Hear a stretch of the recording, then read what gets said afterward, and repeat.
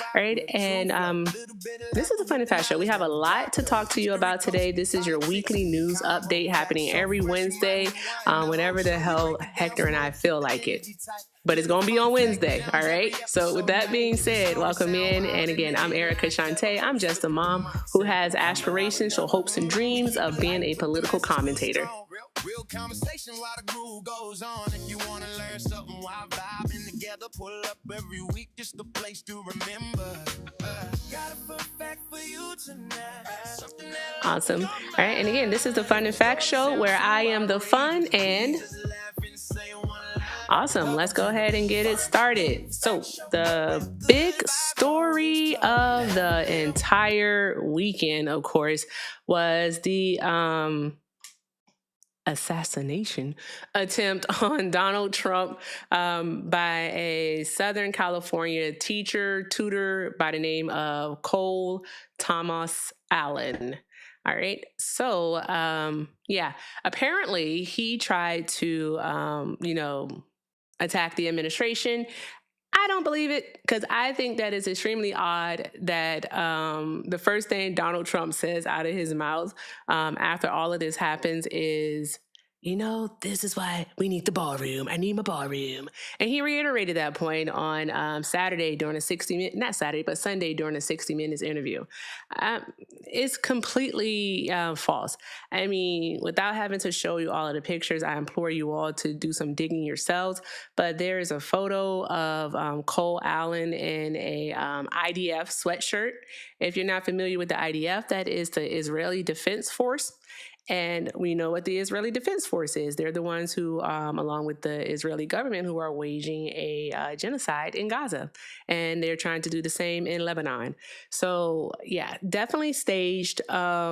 Also that he can get his ballroom. And the crazy part about it all is that Congress is now trying to get the American people to pay for it. After Donald Trump promised time and time again that this ballroom would be paid for by private funds, that he was going to be paying for it. He now wants the American people to pay for it. While he's suing us for $10 billion. I want to let you all know that. Because remember, Donald Trump is also suing the IRS for $10 billion for releasing his tax returns during his first term. Be aware of that. I think it was 2018 that happened. So yeah, don't forget. I mean, how much money does he want to take from the American people? Good grief. What you got, Hector?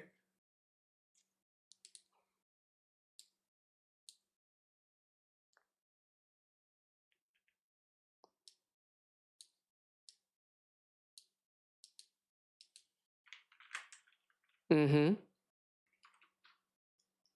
Mm-hmm.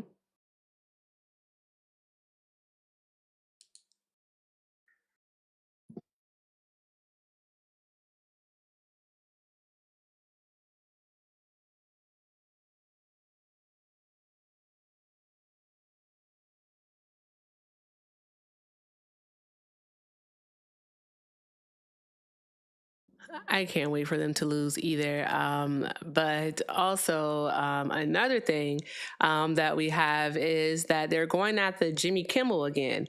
So this past Thursday, so 2 days before the White House Correspondents' Dinner, Jimmy Kimmel was pretending to host the White House Correspondents' Dinner on his nightly show. All right. And on his show, he made the joke that Melania will soon be a widow. Right. And if you were watching, you took it as like, oh, yeah, because Trump is old. He's almost 80. Like, he'll be 80 this year. June 14th, he'll be 80. Right. So with that being said, that's how the joke was taken. However, after Saturday's events, this past Monday, the 27th, Melania releases a tweet where she is condemning Jimmy Kimmel, and she is basically saying that Disney should fire him, and crazy work. In addition to that happening, right, Brendan Carr, the FCC chair, who does everything that Donald Trump wants him to do. When I say that man is a true loyalist, he is a true loyalist. Whatever Trump wants him to do, he does it. He has actually issued to Disney that in 4 major markets, they have to renew their licenses within the next 30 days. All right. The licenses that they have in markets like San Francisco, Los Angeles, and New York City are not up for renewal until 2028. He wants them renewed right now. All right. And one can only, speculate, actually not even speculate, but infer, make a logical conclusion that he wants this done so that they can deny their licenses if they don't do what they want them to do, which is fire Jimmy Kimmel. So that's what we have happening there. What's up, Hector? Just more threats. Just more threats. Yep. And I thought this was supposed to be a First Amendment nation, especially for that humor. That part. And the thing about it is that it seems that only humor applies when that humor is directed to the left and it's harmful. Like when you say that the island of Puerto Rico, all right, is a garbage. What did he say? What did that not funny guy say? Pile of trash, pile of garbage. Yeah. Kill Tony. Yeah. So it's only funny, when the humor is coming from that side of the aisle, right? So we have to see how this plays out. It's absolutely silly. And another thing that the Trump administration is doing is they have indicted James Comey. All right, they've indicted James Comey with threats to the president, threats to cause harm to the president. I mean, you can indict a pickle, is how the saying goes, or you can indict a brick wall. It doesn't go like that. No, the saying is you can indict a ham sandwich, right? And that's exactly what this is. They are indicting a ham sandwich. Okay.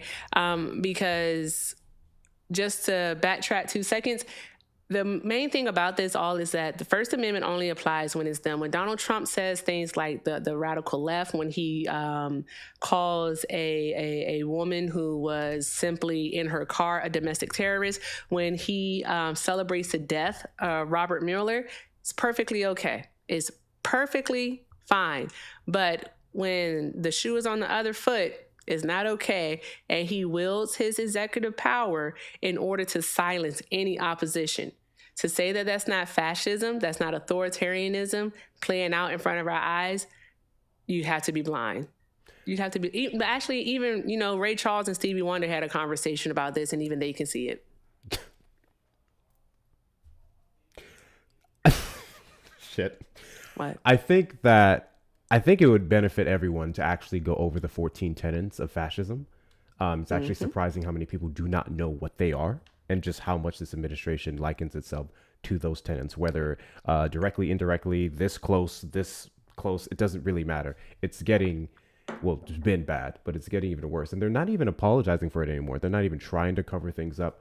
I remember during the raids in Minnesota when the Trump administration, as we saw, actually start to scale back their operations when they got the pushback that they did from both sides, which is one of the few times that they actually have.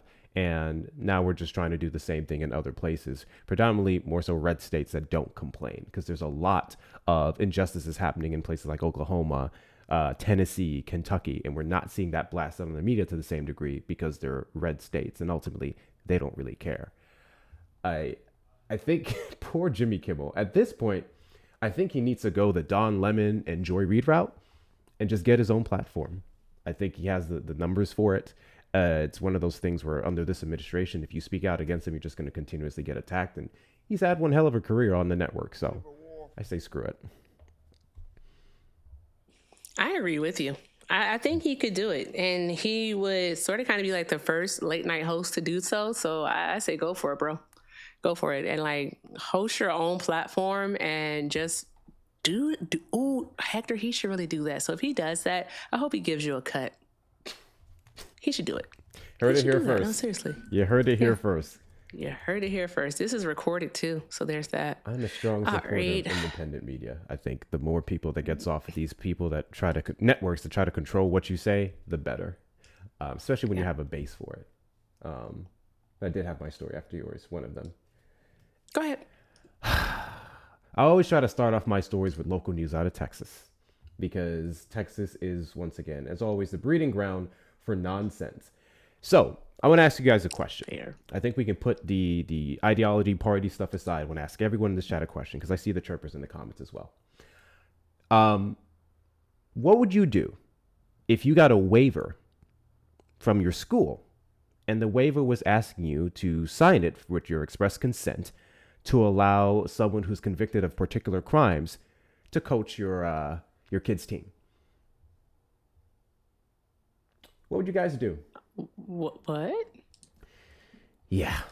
That hypothetical is a real story coming out of Texas. I'm going to put this up on the screen for you guys to see. Hold on here. Yeah, you get rusty when you don't do this every day. Let me put this up on the screen for you guys. So it's like starting over. It really is. It really is. But hold on, almost done here. So we have a Texas and the ads. Take that off. Texas school sent waiver for parents to allow kids to be coached by, I'm going to paraphrase this because of TikTok terms of service, SMEX offender.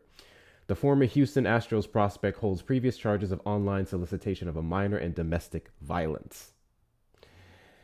The Texas Home Educator Sports Association, or THESA, thought it could get away with allowing a registered SMEX offender to coach minors by sending parents a waiver to sign with the coach's testimony attached, according to Amy Smith at watchkeep.org. The report comes a day after Smith uncovered that Tommy Whiteman, a 46-year-old former Houston Astros prospect, was the head coach for the THESA Riders based out of Fort Worth, 30 minutes for me, and had previously worked with the Haskell High School softball team located almost an hour north of Abilene. Also used to live there. Yikes, I hate this state so much. While also operating an indoor baseball and softball facility in Keller called Redemptive Sports. He is currently listed on the Texas Sex Offender Registry until 2030 for online solicitation of a minor back in 2010, meaning communicating or distributing sexually explicit material. He also has previous domestic violence and assault convictions in Oklahoma for incidents in 1999 and 2000. Whiteman was listed as the head baseball coach as late as Sunday and is no longer listed on Max Preps. The team's website also doesn't list his name, instead listing Brian Cruz as the head coach. The waiver was part of THESA's registration packet and reads, quote, Coach Tommy can speak firsthand about the dark shadows of sports, especially professionally. He himself, a talented athlete, spent many years praising himself and feeding his... Seems to always go back to religion. Feeding his flesh. The Lord so graciously refused to let the world have him and rescued him from his sin in a tremendously dramatic yet necessary way. Tommy now spends his time pouring into young men around him. Shut up, Hector. Helping them navigate this tricky culture with Christ. His heart is to not only share his vast knowledge of baseball skills, but more importantly, the freedom he found in his Redeemer. Before you commit to Coach Tommy's leadership, check out his testimony here. I don't actually care to read his testimony. I don't give a shit about his testimony. I'm going to keep it $1.50. I don't care to hear the words of a predator. Yeah, I'm good on that. And this is the base here in Texas. These are the people that are screaming and crying about schools that should put out waivers anytime you're having a class or education surrounding SMEX, including simple, basic SMEX education at the young age of, 5, 6, 7, which is just literally no means no. If someone touches you here, that's not okay. Blah, blah, blah.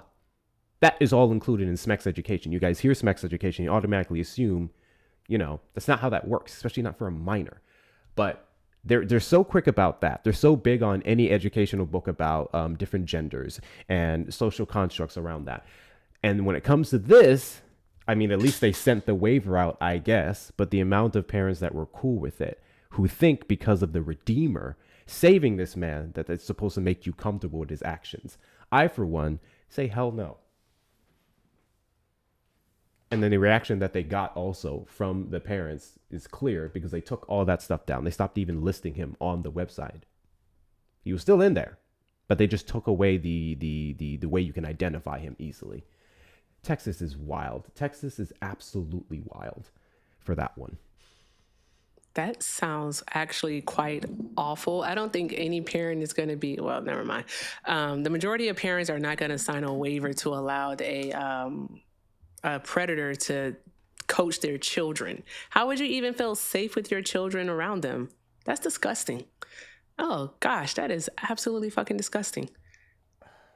What world are we living in? It's like right is wrong and wrong is right these days, yo. It is so disgusting. As my mother would say, we're in the end times. That's what my mom always says. Shout out to my mom. She's awesome. Oh, man. All right. This is what you always say? Okay, give me 2 seconds. Here, I'm typing up something. All right. I'm also... Wait a minute. Oh, yeah. So last week with the show, all that information that I had on Cash Patel that we didn't get to go over, I'll touch on that momentarily as well. Oh, is that going to be one of your mains? Yes. Okay, all right, bet. Because I was looking forward to that because I'm pretty sure everything they said about him is true. Oh, without a doubt. I watched the clip. I watched the clip of the, I always forget her name. She's world renowned. She's an incredible journalist. And you can tell someone really means business in their face. She just said, I ain't worried about nothing. Basically, she said, I ain't worried about nothing. Nothing. All right. And ain't. All right. So let's get into the meat of the show, guys.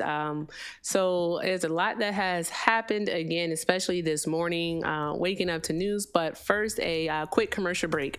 All right. Want to thank you all so very much for being here for the Fun and Fact Show, your weekly news update, where we are streaming both on YouTube and TikTok. As you know, Hector and I are independent political commentators and much more. And we can't do this show without your support. So if you want to support me, support Hector, please check out the links in our bios. We appreciate all your love and your kindness, and every act of kindness is appreciated and most definitely accepted.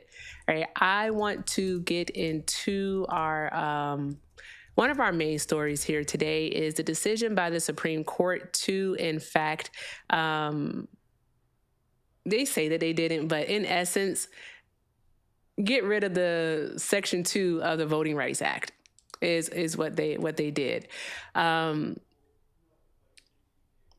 Essentially, what the Section 2 did was it basically did not allow for discrimination in voting. Initially, it was intended to root out intentional discrimination, but in 1982, Congress voted and made an amendment to the Voting Rights Act that basically said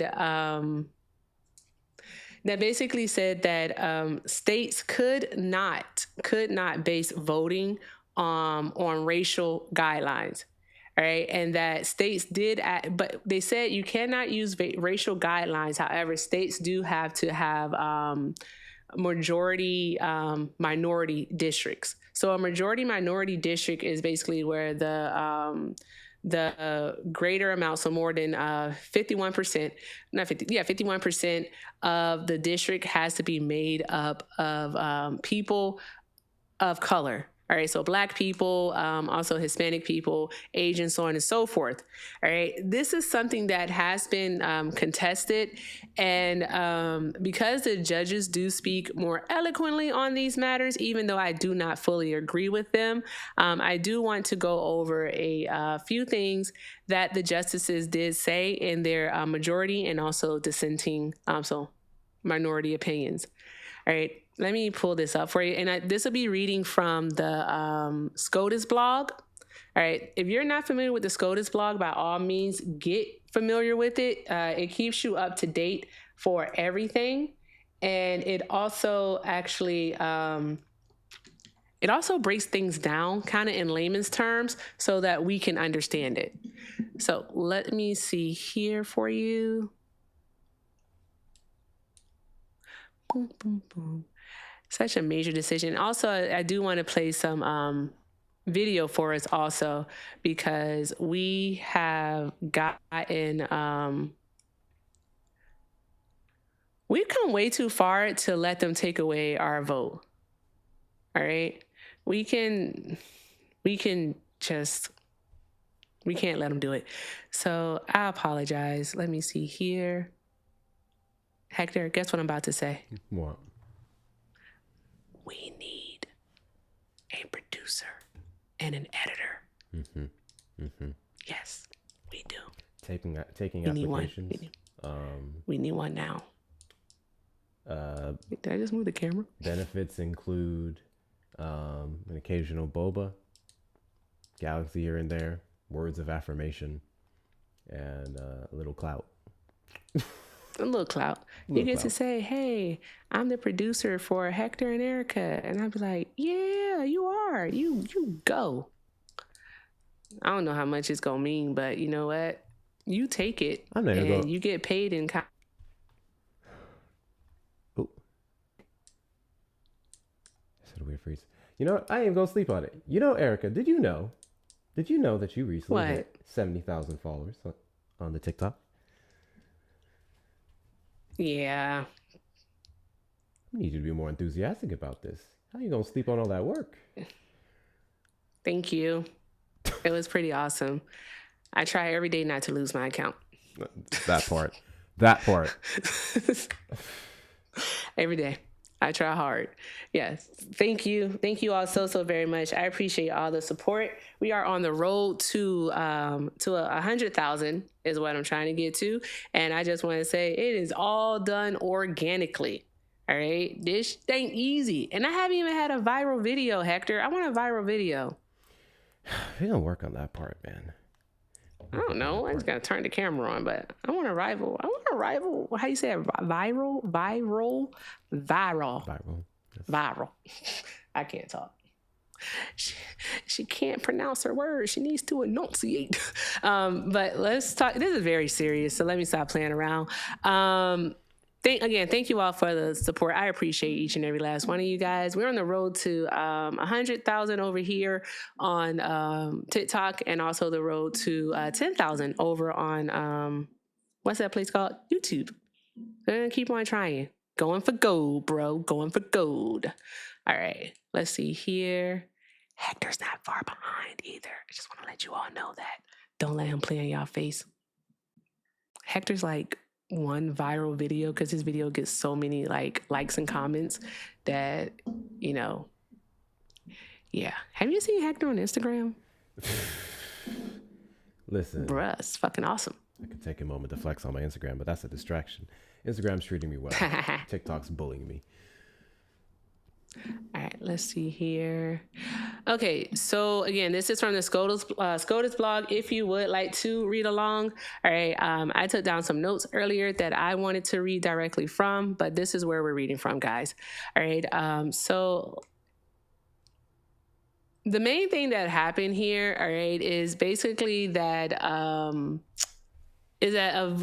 group of voters in Louisiana, all right, who call themselves non-African American, all right, so basically I guess their political correct way of saying white, all right, they challenged a map that the state of Louisiana had put into place right before, it was 2022, all right, so it was 2022 is when they put this map into place, right? And basically what they did was that this group of non-African Americans had challenged the product of this map as unconstitutional racial gerrymandering.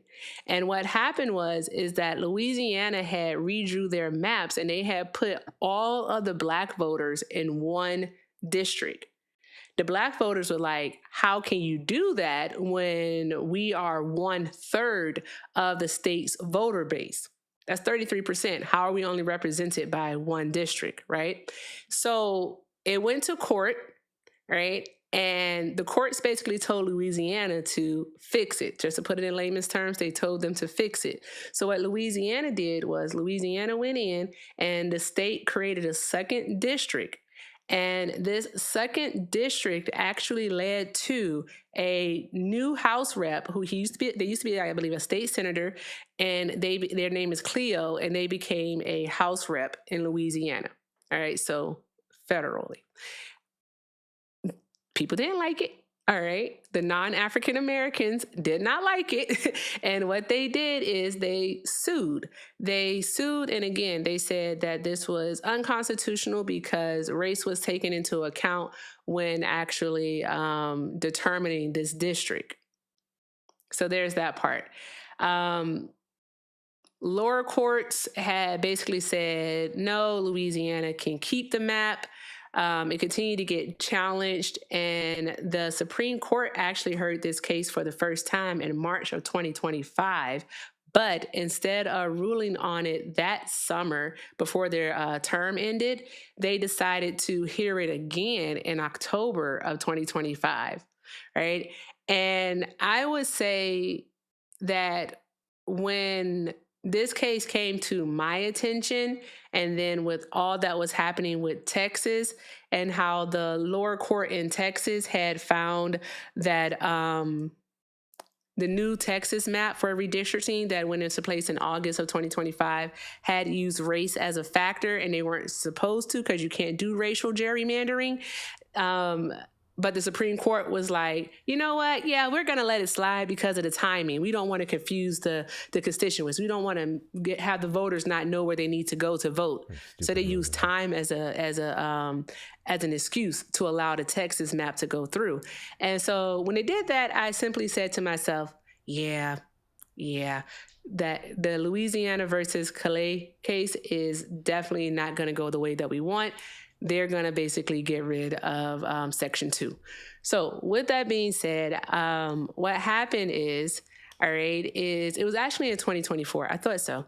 So I'm going to read this part right here, is that the map that Louisiana drew in 2024 created a second majority Black district, leading to the election in November of that year of Cleo Fields, a former member of Congress who had represented another majority Black district during the 1990s. There we go. Is it crazy or is it just America? All right. Okay, so this is what we want to read here.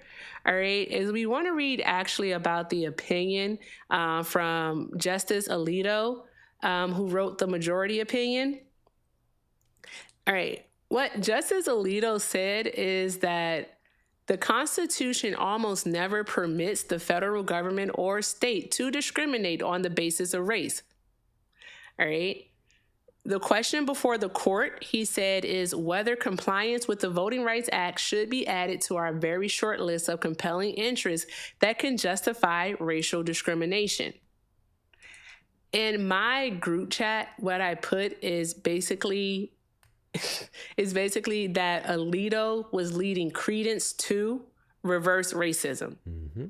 All right. You cannot be racist against white people, because what that would mean is that within the system that we have, the structure of it, right, the hierarchy, which is a structure, okay, is that some way, somehow, Black people have power, all right, to impact the material conditions of white people's lives. And that's simply not true. But with this very thing right here, all right, he literally is giving credence to reverse racism. All right. So what it is that he said is that as a general rule, Alito wrote Section 2 of the VRA guarantees voters, including minority voters, an opportunity to cast a vote for their preferred candidate, but that candidate's chances of success may be affected by the choices that the state is allowed to make when drawing a redistricting map, such as the desire to protect incumbents or increase the number of seats held by a particular political party. And under the Constitution, Alito continued, a violation of Section 2 only occurs when the circumstances give rise to a strong inference that intentional discrimination occurred. You hear that? Intentional. So what they're doing, Hector, when they say that, is they're basically saying is that the onus of proving said discrimination, if not blatant, is on the discriminated. And what they're basically saying, and we're going to read about it in just a moment, is that you cannot make a case for racial racial gerrymandering, all right, you can't make a case for it if it is not, again, blatant, because what they're going to be able to do is say that all gerrymandering is partisan, is what they're going to be able to do. All right, they're gonna say that no, we did not take race into account when we took this district, all right, that had a majority black vote in it, and we what did they do? We cracked it, so we basically split it into several smaller districts. All right. So where it used to be one, now this part of town is in District 1. This part of town is in District 2. This was in District 8. Like, that's the cracking. So that's what they're going to say, that it was for partisan reasons. And also another thing is that this is basically an approval of gerrymandering because it's said to protect incumbents. He said that to protect incumbents.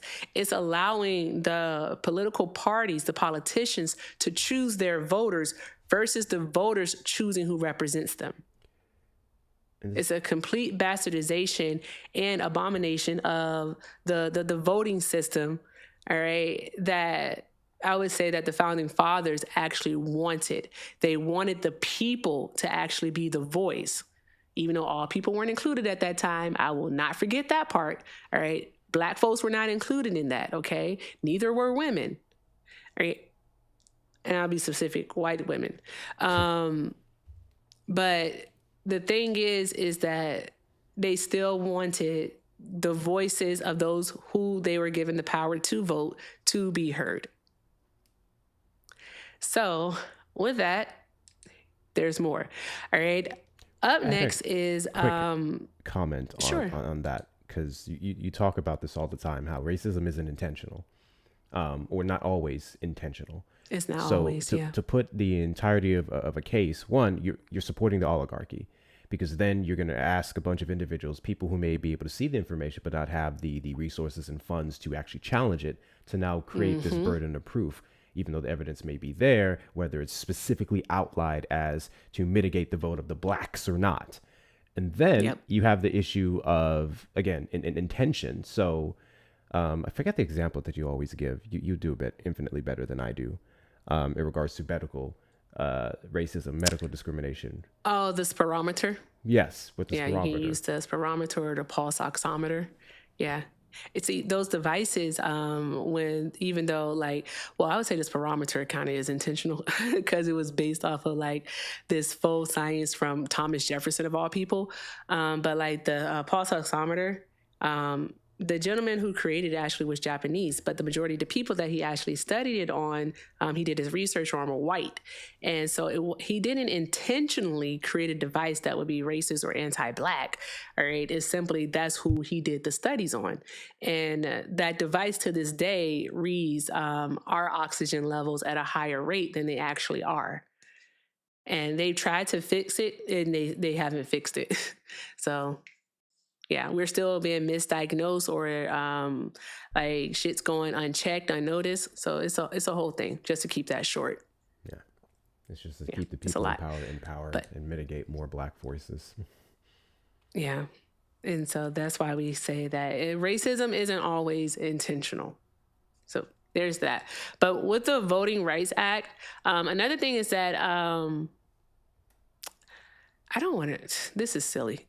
Guys, I implore you to, implore is going to be my word for the rest of this week. I am legitimately just begging you to go to the SCOTUS blog and read the opinion about this and make your own, come to your own conclusion.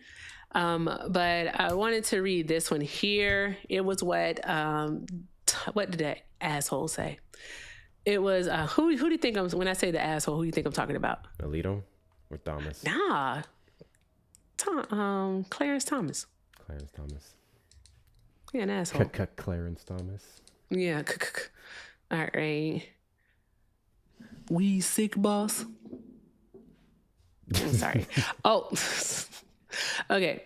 So another thing is Alito quoted the 2013 decision by the Supreme Court which was Shelby v. Holder. This is the one that got rid of the pre-clearance. The pre-clearance provision in Section 4 of the Voting Rights Act. The pre-clearance provision basically made it so that certain states and certain cities and towns and whatnot had to run by any type of voter legislation or policies that they wanted to enact by the Department of Justice to ensure that it was fair and equal, right? They got rid of that in 2013 with Shelby v. Holder, and Alito actually quoted that.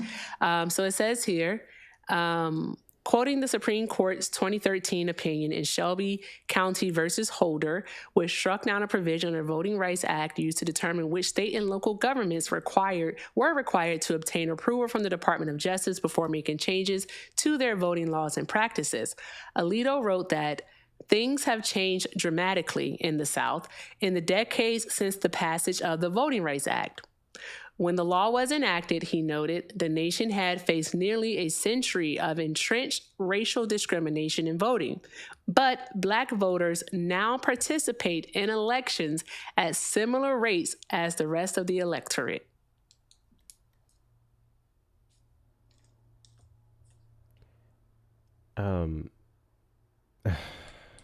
That's a lie. And I was just going to say those actions that led to the improvement of increased participation, you're then restricting it. So then you're going back against the same compliment you tried to give, one that's not really 100%, by the way. I don't understand. Like, they'll say a allegedly good thing as they fight against the thing that made that happen in the same breath.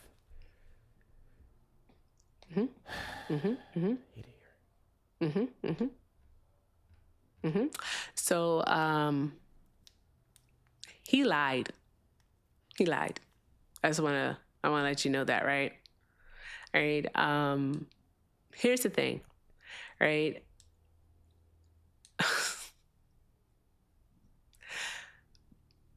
This is from it's from a study called The New Electorate, the Strength of the Latino, Black, and Asian American Vote. All right. And it was done from the Center for Inclusive Democracy out of SCU? So Southern California University. Right. And so USC. All right. And what they found, Hector, is that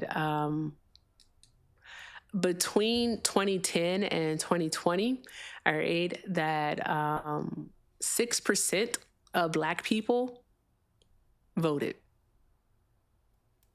6%. What was the time frame you said? Between 2010 and 2020. Yikes.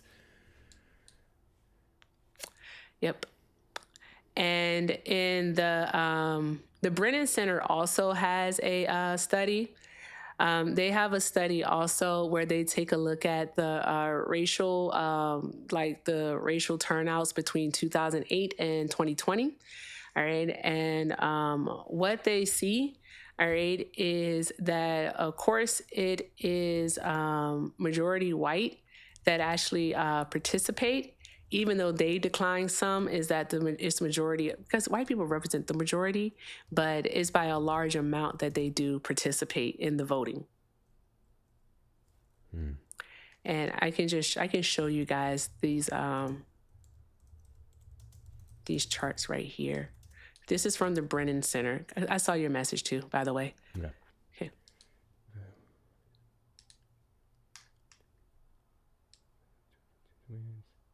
There we go. Okay. So this is by region. So Midwest, Northeast, South, and West, right?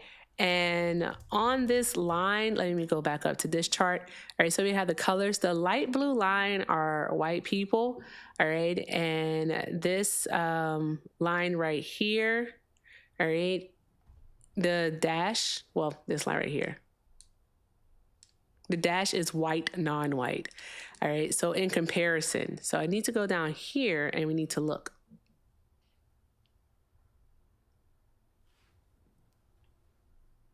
You see these declines in the Midwest? These heavy dips? Mm-hmm. And what was the biggest point of dip? What year would that be? Or is that not going by year? This is going by, well, this is going by year, and it looks like the biggest dip would have been 2012 for most people. Interesting. Did people feel comfortable? See, look, 2012. That's very interesting. Yeah. Black people came out, but who was running for office in 2012? I think that was against Mitt Romney. Obama against Mitt Romney. Yes. Yeah. Yep. So, yep. We even have dips. So like in the South, we see right here that it even, that like, this is the black vote right here. You guys can't see my cursor, but it's this little like tilled color line. If my contacts can see right, this line right here is the black vote, right? And you see how it came out, it went up, but everybody else had a dip.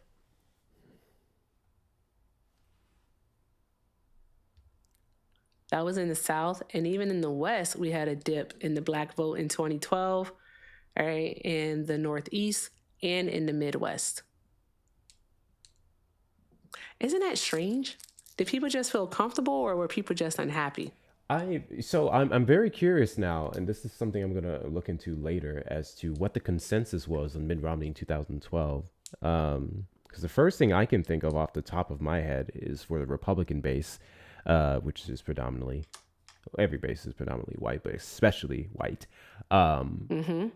I know that people called him a rhino. They didn't think he was truly conservative, when I actually thought he, despite my disagreements, had an actual solution to immigration, versus the last couple Republican, even future presidential Republican candidates. And then I just looked up here. So we actually voted at a higher rates than white people in the 2012 election, and that's going to be 66.2% to 64.1%. So I feel like in order for that to happen, they really didn't like Romney. I'm super curious as to why he's so hated. No, they thought Romney was, what was it? What the fudge is the word when you're like, not fair weather, but like you... Milk toast? Like you go whichever way the wind blows. That's what it is. Yeah. I know what you're talking about. Yes. He was flaky. Yes. Like he just like kind of just like did and said whatever he needed to say in order to basically get the vote. So interesting. But yeah, only 6% of Black people.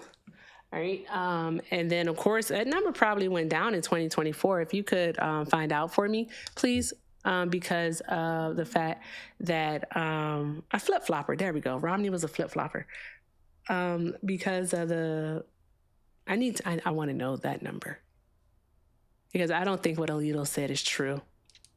Saying that Black voters now participate in elections at a similar rates as the rest of the electorate isn't true. I think the math alone shows that can't possibly be true. Yeah. And then also another thing is that when we have so many people within the Black community who don't even know that they can get their voter rights back because that's not something that's advertised. So there's that part. It's a tough one. So what he went on to say is that in this case, is that Louisiana adopting the 2024 map with the 2 Black districts instead of 1. All right. It was racial. All right. He said the state enacted it in the wake of the lower court's finding that the 2022 map likely violated Section 2 and sought to avoid having the court impose a different map that would have created a second majority Black district, but which would also have imperiled one of the influential incumbents the legislators sought to protect. Right. What he said was the state did not have the kind of compelling interest that would have justified considering race in drawing the 2024 map. He wrote, because the state did not need to create a new majority minority district to comply with the act. That is because, he explained, at every step of the Gingell's framework, the Black voters challenging the 2022 map failed to prove their Section 2 case. He's basically saying that the Black voters failed to prove discrimination. So there's that part. Yep. And a contradiction that you can look at though is Texas, but Texas is kind of different because Texas, they didn't say that it wasn't in violation of Section 2. What they did was they actually just said that because of timing, they didn't want to change it. That was their reasoning for allowing the Texas map to go through. So there's that. So that one's not even, I don't even believe the Texas one is closed. Let's take a look and find out. And then I'm going to have to come back to this because I really want to go over what Thomas said. And I'm so sorry because it's very important what he said. I'm still looking at the specific numbers, but I'm looking at some charts here. I know that in 2008 and 2012, we were just about as likely to vote as white Americans, and then we saw the number pass them in 2012. But then after that point, specifically in 2016, it was a negative 11. In 2024, and that was compared to. Oh, no. This is 20. Yeah. Oh, yeah. Ooh. 16 points rather than 11. And that was black, white, turnout gay was even worse 2024. About 16 rather than 11. 11 was in the previous election. Okay. Got it. So, yeah, literally since 2012, less black people voting. Based off the data, that number has grown significantly, specifically among black Americans without a college degree. Wow. Good grief. Yeah. I think we have to figure out how to get people to vote. Get people to vote. Okay, I'm gonna finish this. So the Supreme Court, in regards to Texas, is allowing them to use their map until 2030 when the new census data is, of course, taken, and they'll be able to redraw the maps again. I doubt if that'll mean anything. I just hope this all backfires on them because Democratic candidates, progressive candidates can still run in those areas. Like in those districts, they can still run. All right. What it simply means is that they'll just likely be going against an incumbent. But if you're the better candidate, you're the better candidate. The only thing I think about is the subterfuge that happens in those areas by not allowing those people to get radio play, to get, ads on TV, not being able to speak at locations and stuff like that. So it's kind of like, how is it going to work? How's it work in Texas, bro? Texas is a unique case. Just kind of do what they want over here. They're backed by the governor. They're backed by the attorney general. We saw that with the midterms election for the senator with Jasmine Crockett and Tallarico, where literally the AG decided to change the rules last minute on voting day to reduce the amount of areas you can go to vote and concentrate in 2 areas, specifically in, I believe, Dallas and Houston, which are the biggest black districts in this entire state. And then Jasmine Crockett and the rest of them challenged it, but by then it was already too late. We had people waiting in our lines to vote until 10 p.m. I remember getting those messages. 10:30, just finished voting. It was ridiculous. Wow. But didn't they call it before 10:30 though? They basically did not officially. It was somewhat being called, but they didn't officially call it until after. Okay. Because they were able to fight for a longer count. Okay. And another thing is that Alito noted that the black voters in the Louisiana versus Calais case did not provide an illustrative map that protected the state's Republican incumbents. Alito acknowledged that the black voters had offered evidence that black and white voters consistently supported different candidates, but their analysis did not control for partisan preference. And none of the historical evidence presented by plaintiffs came close to showing an objective likelihood that the state's challenged map was a result of intentional racial discrimination. I hate it here. In sum, Alito concluded because the Voting Rights Act did not require Louisiana to create an additional majority-minority district, no compelling interest justified the state's use of race in creating SB 8, that's the second district. That map is an unconstitutional gerrymander, and its use would violate the plaintiff's constitutional rights. Yeah. There you go. There you go. Here's the fun part. Justice Clarence Thomas joined Alito's opinion, but he also wrote a brief, separate, concurring opinion that was joined by Justice Neil Gorsuch. Thomas suggested that the Supreme Court should never have interpreted Section 2 of the Voting Rights Act of 1965 to effectively give racial groups an entitlement to roughly proportional representation. Wednesday's decision, Thomas wrote, should largely put an end to this disastrous misadventure in voting rights jurisprudence. Thomas would have held, he added, that Section 2 does not regulate districting at all. So what he pretty much just said is that, you know what? Fuck history, all right? Let's not even think about the fact that, you know, the black vote has been pushed out, has been, violence has been used to prevent the black vote, that they have used gerrymandering prior to the 1965 vote to effectively not just dilute, but pretty much get rid of the black vote. I want y'all to understand that. I have a video that I actually do want to play that goes along with that.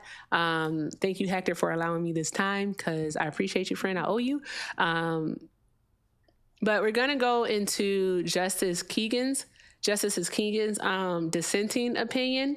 All right, because what she says is that the Voting Rights Act is, or now more accurately was, one of the most consequential, efficacious, and I hope I said that right, and amply justified exercises of federal legislative power in our nation's history. Right. She said it ushered in awe-inspiring change, bringing this nation closer to fulfilling the ideals of democracy and racial equality. And she argued that only Congress can say it is no longer needed, not the members of this court, so the Supreme Court. She continued on, it says here in the opinion that, but the requirements that the court imposes on Wednesday, Kagan contended, will effectively insulate any practice, including any districting scheme said by a state to have any race-neutral justification. That justification can sound in traditional districting criteria, or else can sound in politics and partisanship.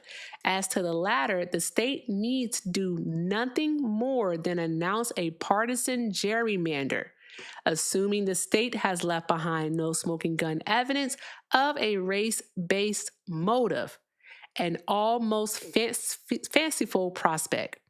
Section 2 will play no role. Boom. Basically, she said what was being said when the Louisiana versus Calais case was being heard in October is, again, the onus of proving discrimination, all right, is going to be on the discriminated. People like these states no longer have to prove that they are discriminating against minority voters. They simply have to say that this is partisan. All right, we're doing this based off of party.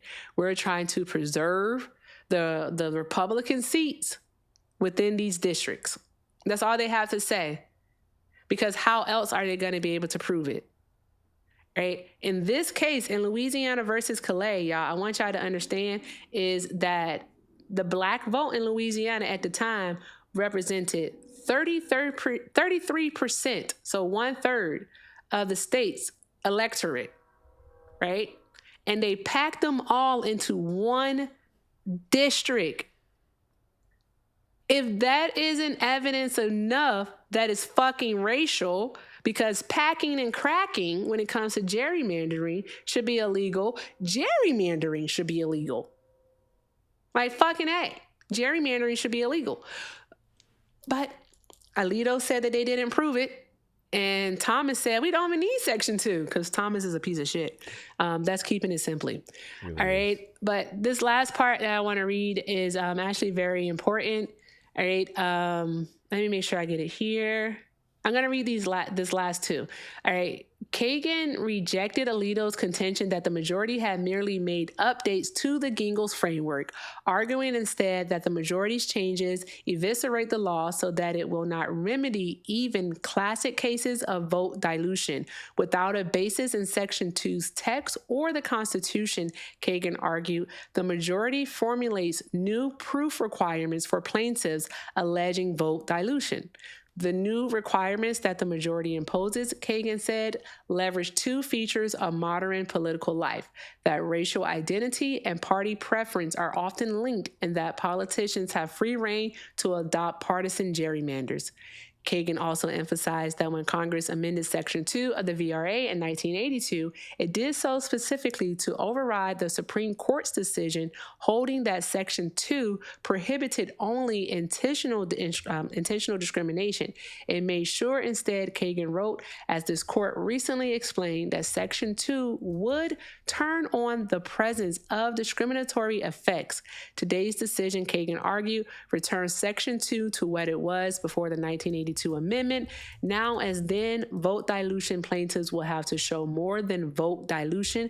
They will have to show as well race-based motive. Now as then, that requirement will make success in their suits nearly impossible.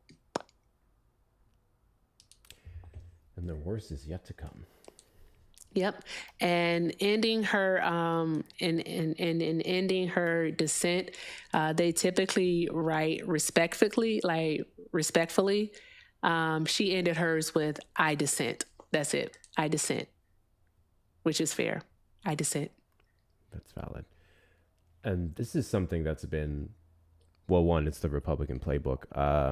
I remember a huge point of contention, not remember specifically, but looking back, a huge point of contention when Trump got into the Oval Office in 2016 was his undoing of the Obama's 2013 disparate impact rule when it came to HUD, where it used to be, and Obama specifically put this in place for HUD, where you, the institution in a country with institutionalized racism, had to prove you were meeting the standards of not being racist. You had to prove that you were doing away with the policies that have so long put Black people down.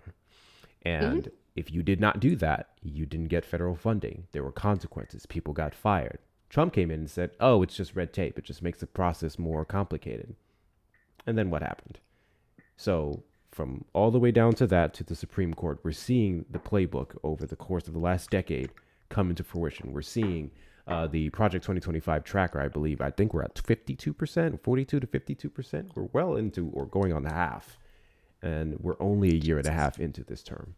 So hide your kids, hide your wife, get your money up. I don't know what else to tell you. Yeah. I have a series of videos to play, probably about 10 minutes in total between the two. Are you hungry? I'll be all right for now. Okay. My next thing will be short. I just want to laugh at Kanye West. Oh, you want to laugh at Kanye West? Okay. All right. But because the thing is that I really need people to understand that they need to get out to vote. It's extremely important that you do.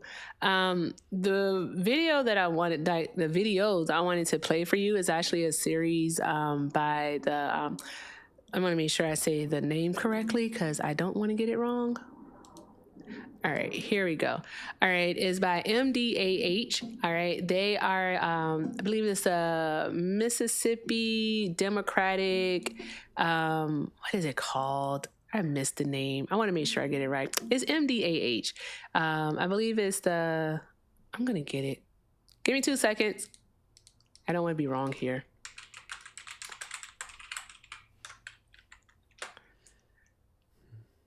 Oh, you can go over Kanye West. I'll come back to this. Oh, it's just really short. I don't know why this man is so desperately trying to make himself relevant again. Probably trying to drop another album. Honestly, he probably has, and I just don't know what the hell it is. I saw this post The faces. right here. And mind you, we covered the apology that he put out a couple weeks back on a Fun and Facts show, where he apologized and said that he wasn't in his right mental state, and all the stuff he said about like Jewish people and whatnot was an example of that. And then he makes this post right here, and we will read it. I am in pain that no one can fix the betrayal. And the list of people down below are, I guess, people that betrayed him. Kim Kardashian. Oh my God, he put Kim Kardashian up there. I Show Speed. Diddy. Diddy is wild. Ty Dolla $ign. Harriet Tubman. Harriet Tubman? What'd she do to him? Northwest. Is that his daughter? His daughter? Pusha. Freddie Gibson. His daughter? Cudi.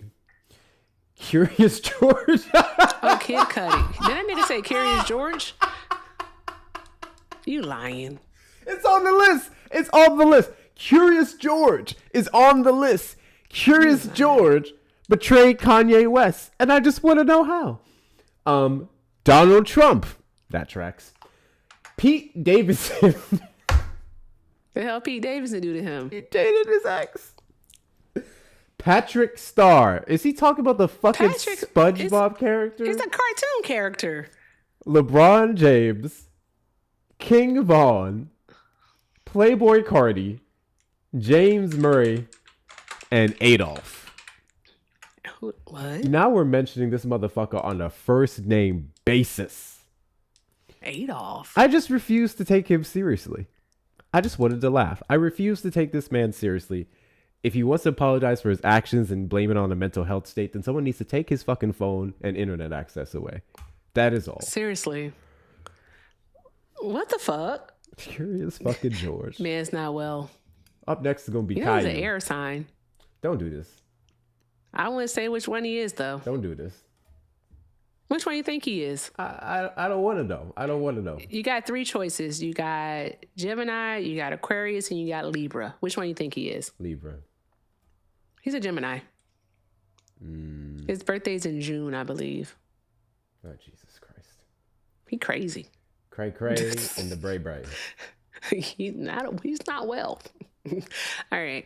This is a 3-part series of videos about, let's get back into it, guys. But Hector, quick commercial break on your part. Yerp. Welcome into the show, guys. Greatly appreciate you being here. This is the Fun and Fact Show, episode 20, where we go over the fun and the facts. And I guess the last one we can kind of consider fun, even though it's concerning for Ye's mental health. But appreciate every last one of you for being here. It's super important that we do all of the things that help with the engagement, specifically on this platform, such as tapping the screen, sharing the live out with your friends and family, sending your daily heart me's, those of you who are fan club members or becoming one, obviously knocking out the little gift goals that we have pinned there. Very important we do all those things for engagement.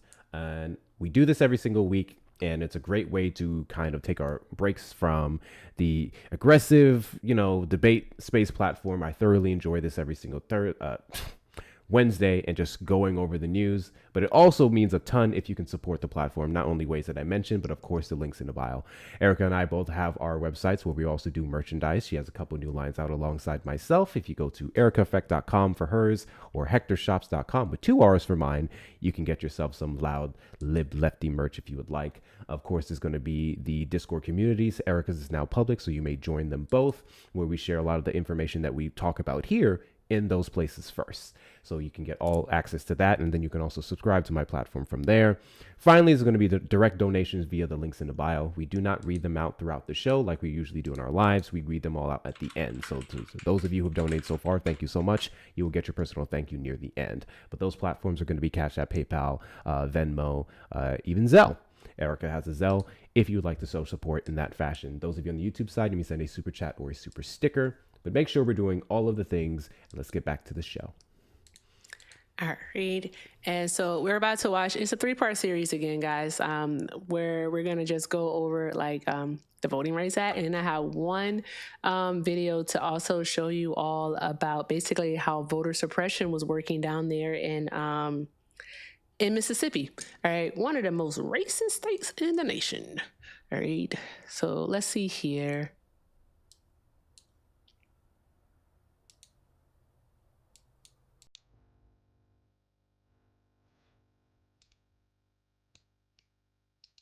We took people to courthouse after courthouse. The names of all prospective registrants would be posted in the newspaper. So your creditors and your potential political enemies would know that you had committed the sin of trying to register to vote. Before the Voting Rights Act of 1965, casting a vote as a Black American could cost you your life. You could be beaten, jailed, fired from your job, or driven from your home, all for daring to participate in democracy. Voting wasn't just discouraged, it was violently suppressed. For generations, local and state governments used every tool available to deny African Americans their right to vote. They enforced poll taxes and literacy tests. These were laws designed specifically to keep Black people out of the voting booth. These legal barriers were reinforced by a culture of intimidation, harassment, and economic retaliation. Meanwhile, the Supreme Court routinely upheld these discriminatory practices, allowing the oppression to continue. Despite being systematically excluded, Black communities never stopped pushing for representation. They knew that without it, their interests would never be protected. But every attempt to vote was met not just with legal obstruction, but with brutality. White elites responded with threats and violence, determined to maintain control. That's when leaders like Fannie Lou Hamer rose up, refusing to be silenced and urging others to do the same. Grassroots organizations like COFO, the NAACP, and SNCC organized voter registration drives, educated communities, and challenged unjust laws. Their work was met with beatings, arrests, bombings, and still they pressed on. Black Americans weren't just asking for equality, they were demanding it.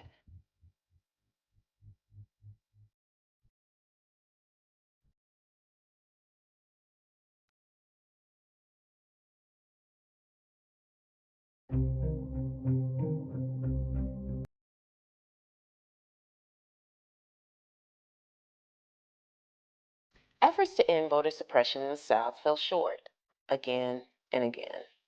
No recourse was found in the courts. Each time a discriminatory law or practice was found unconstitutional, a new law sprang up in its place. The white power structure perpetuated the false narrative that Black Americans had no real interest in voting or participating in democracy.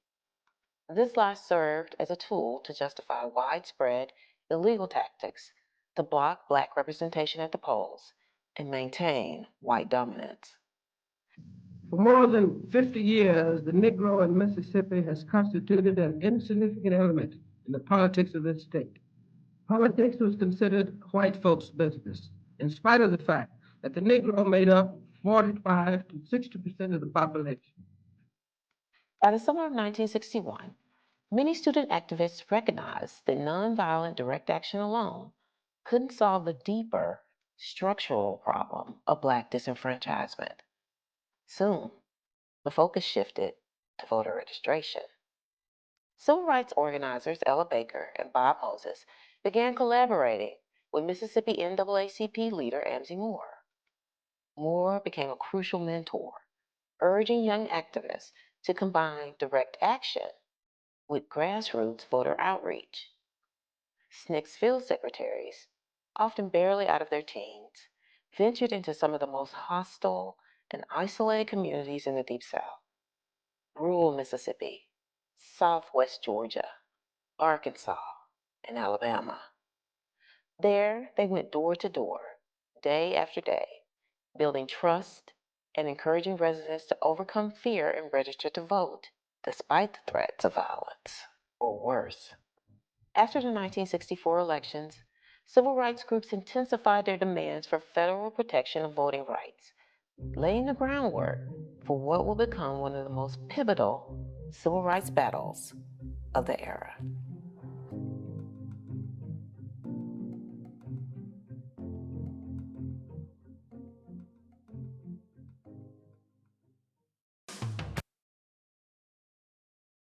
And this one is the last in this series. And we got one more.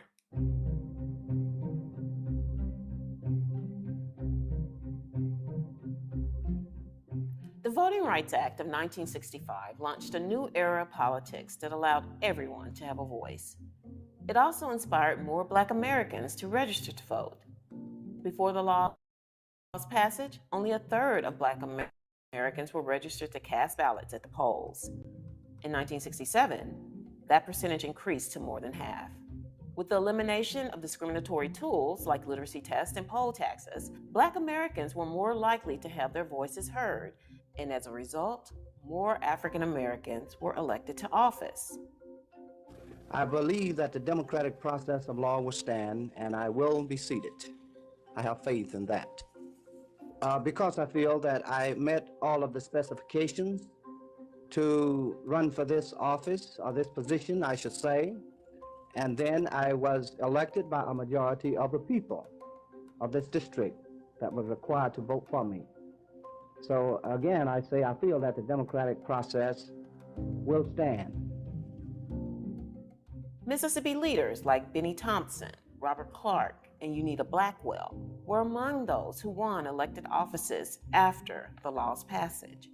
This federal legislation was adopted to force all states to ensure all voters have an equal opportunity to elect representatives they believed would act on behalf of their communities. The Voting Rights Act of 1965 was groundbreaking as it protected the right to vote for all Americans.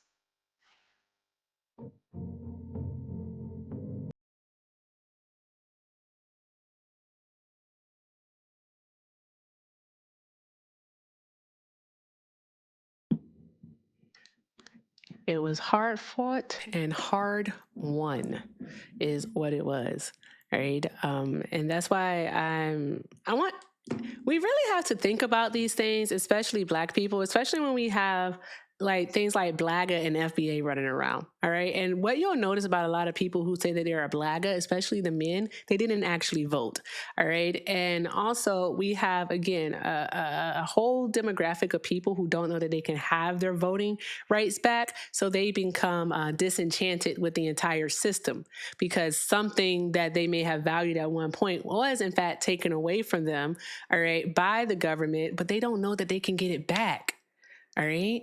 They don't know that they're able to get their voting rights back. Okay, so here's the thing. If your vote didn't matter, right? If your vote didn't matter, why would they try so hard to prevent you from exercising your vote?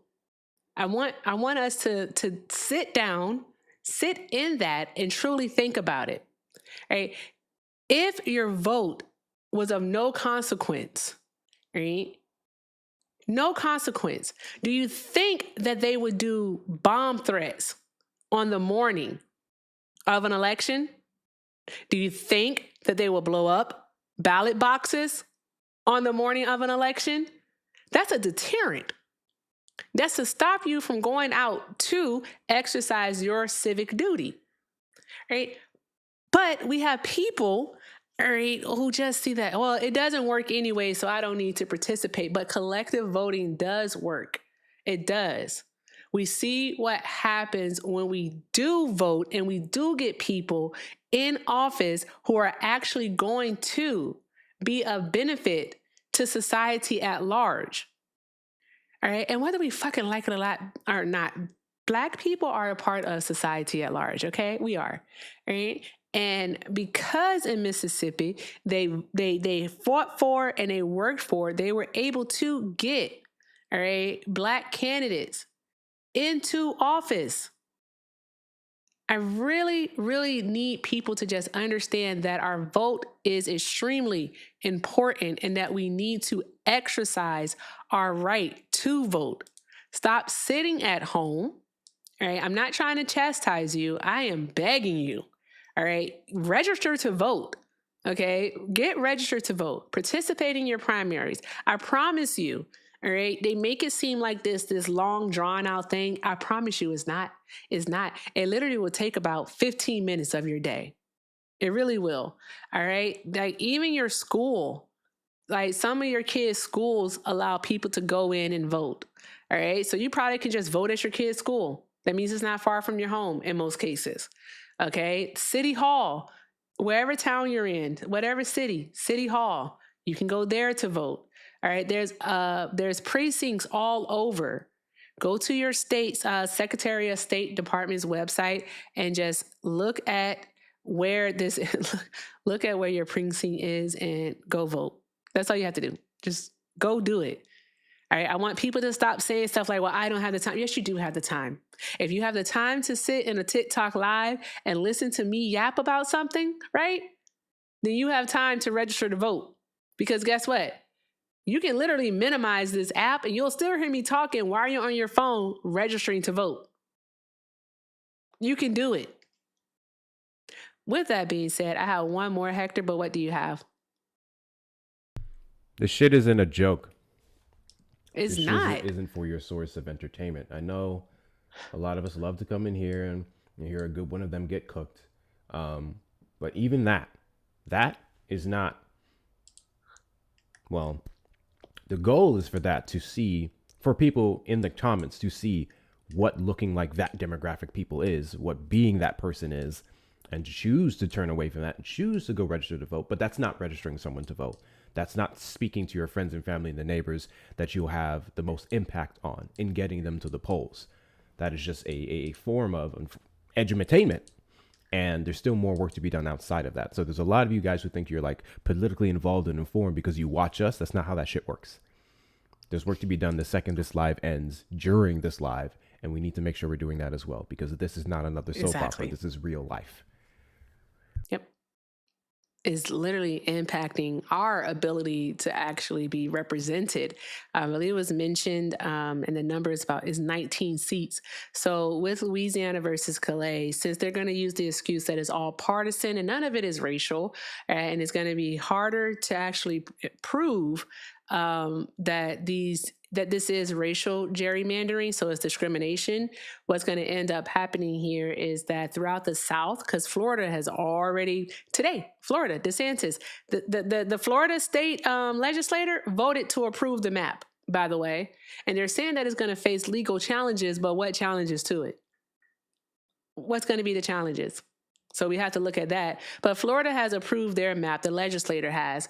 And what we're basically going to see is about 19 seats down south, all right, could go red. So we have that in place.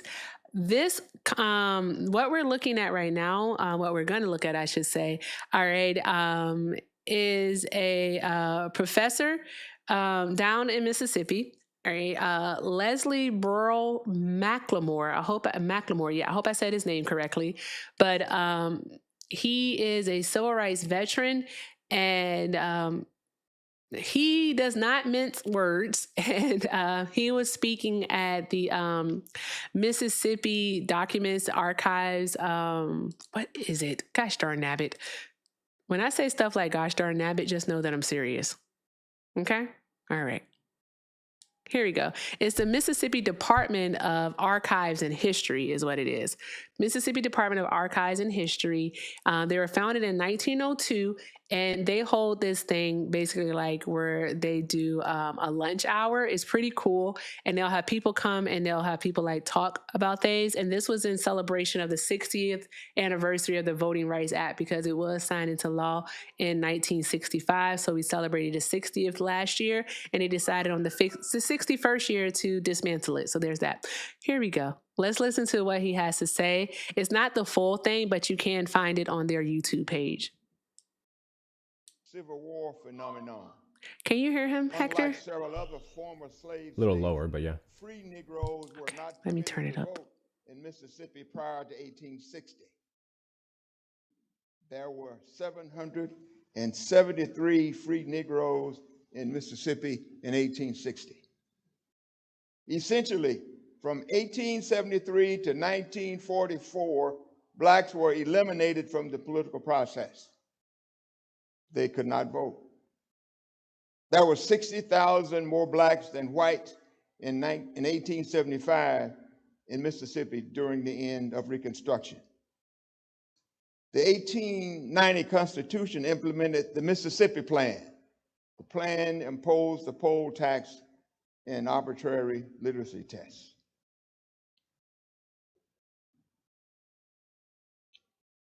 It is the manifest intention of this convention to secure to the state of Mississippi white supremacy. The Journal of Proceedings from the 1890 Constitution. I will agree that this is a government by the people and for the people. But what people?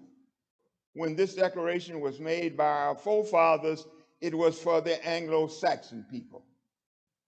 That is what we are here for today, to secure the supremacy of the white race, even if it does sacrifice some of my white children or white neighbors or their children, end of quote, which also meant that he had some black children. And this is J.H. McGee. He was a delegate at the convention of 1890. The powers that be used the 1890 Constitution and political violence to disenfranchise the black population. U.S. Senator Theodore Bilbo was one of the leading advocates for the use of violence to eliminate blacks from the political process. The Supreme Court constitutionally sanctioned the white primary in 1935. However, 10 years later, in 1944, the court reversed its position in the case of Smith versus Allwright. Senator Bilbo wanted to test the Smith versus Allwright decision. So in 1946, he decided to test the case. This is Senator Bilbo speaking. He said, and I quote, these are the words of Bilbo: I call on every red-blooded white man to use any means to keep the niggers away from the polls. If you don't understand what that means, you're just plain dumb. I'm calling on every red-blooded American who believes in the superiority and integrity of the white race to get out and see that no nigger votes, and the best time to do it is the night before. End of quote. Senator Bilbo, elected by the people of Mississippi. So to give you some idea of the difficulty that black people had voting moving forward, these are figures from, 1946. In Adams County, there were 10,344 white people, 16,885 blacks. There were 3,371 whites registered, 147 blacks registered. 0 blacks voted. Let's look at Hinds County, Big Hinds. White population, 51,826. Black population, 55,445. Registered whites, 27,386. Registered blacks, 414. Blacks voted, 195. Can you imagine how courageous they were? 195 black folk went to the polls in 1946 after Bilbo talked about niggers like that, and they showed up to vote. My adopted county, Marshall County, 7,556 whites, 17,965 blacks,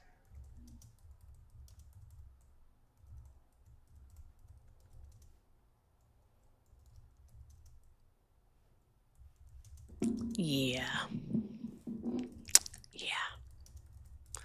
So, yeah.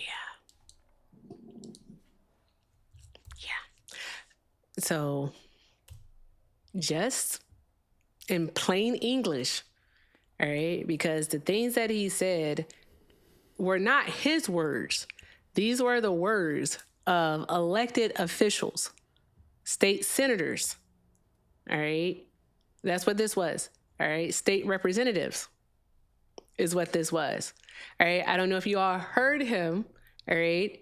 But in 3 different counties in Mississippi, all right, Professor McLemore noted that the black population was greater than the white, yet less than, in each of those, less than 0.1% was registered to vote, and even less than that actually participated in the vote. Think about that. One county had 51,000 white folks, another had 55,000 black folks. All right, that's a 4,000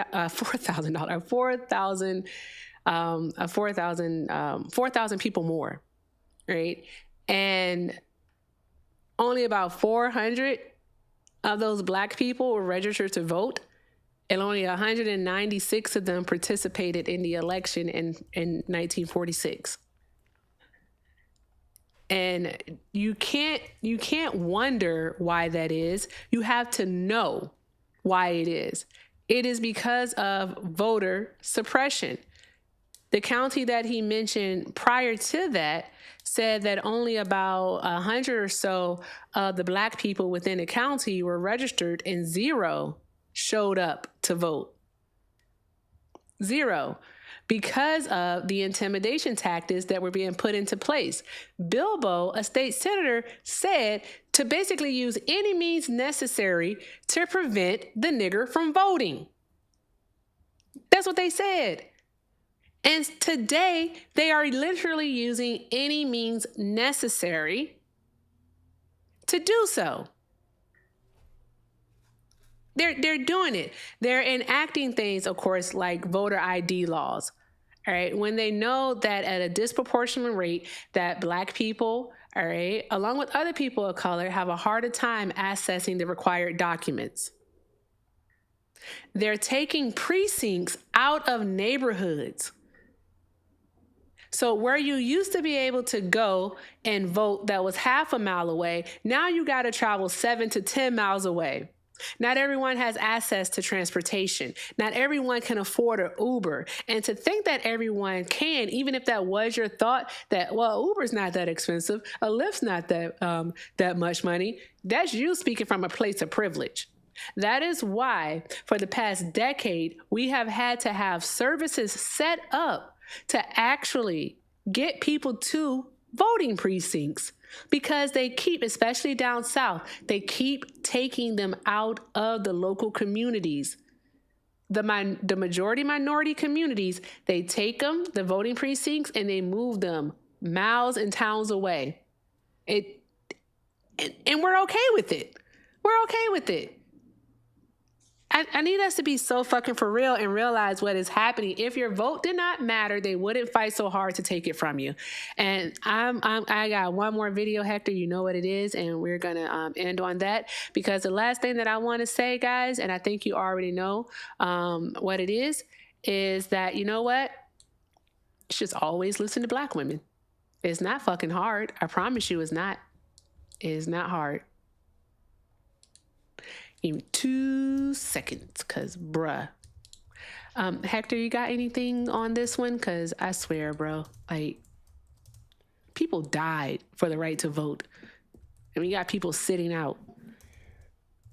And then we have the people that praise it. One of the members of the server just sent this right here. Here's Byron Donalds. Had some words to say about this decision. He said it's a major win for the Constitution. In a statement on social media, he added, "The Democrats do not care about black representatives. They only care about Democrat representation." I think those both say representation. It's a little small for me. So, quick question, chat.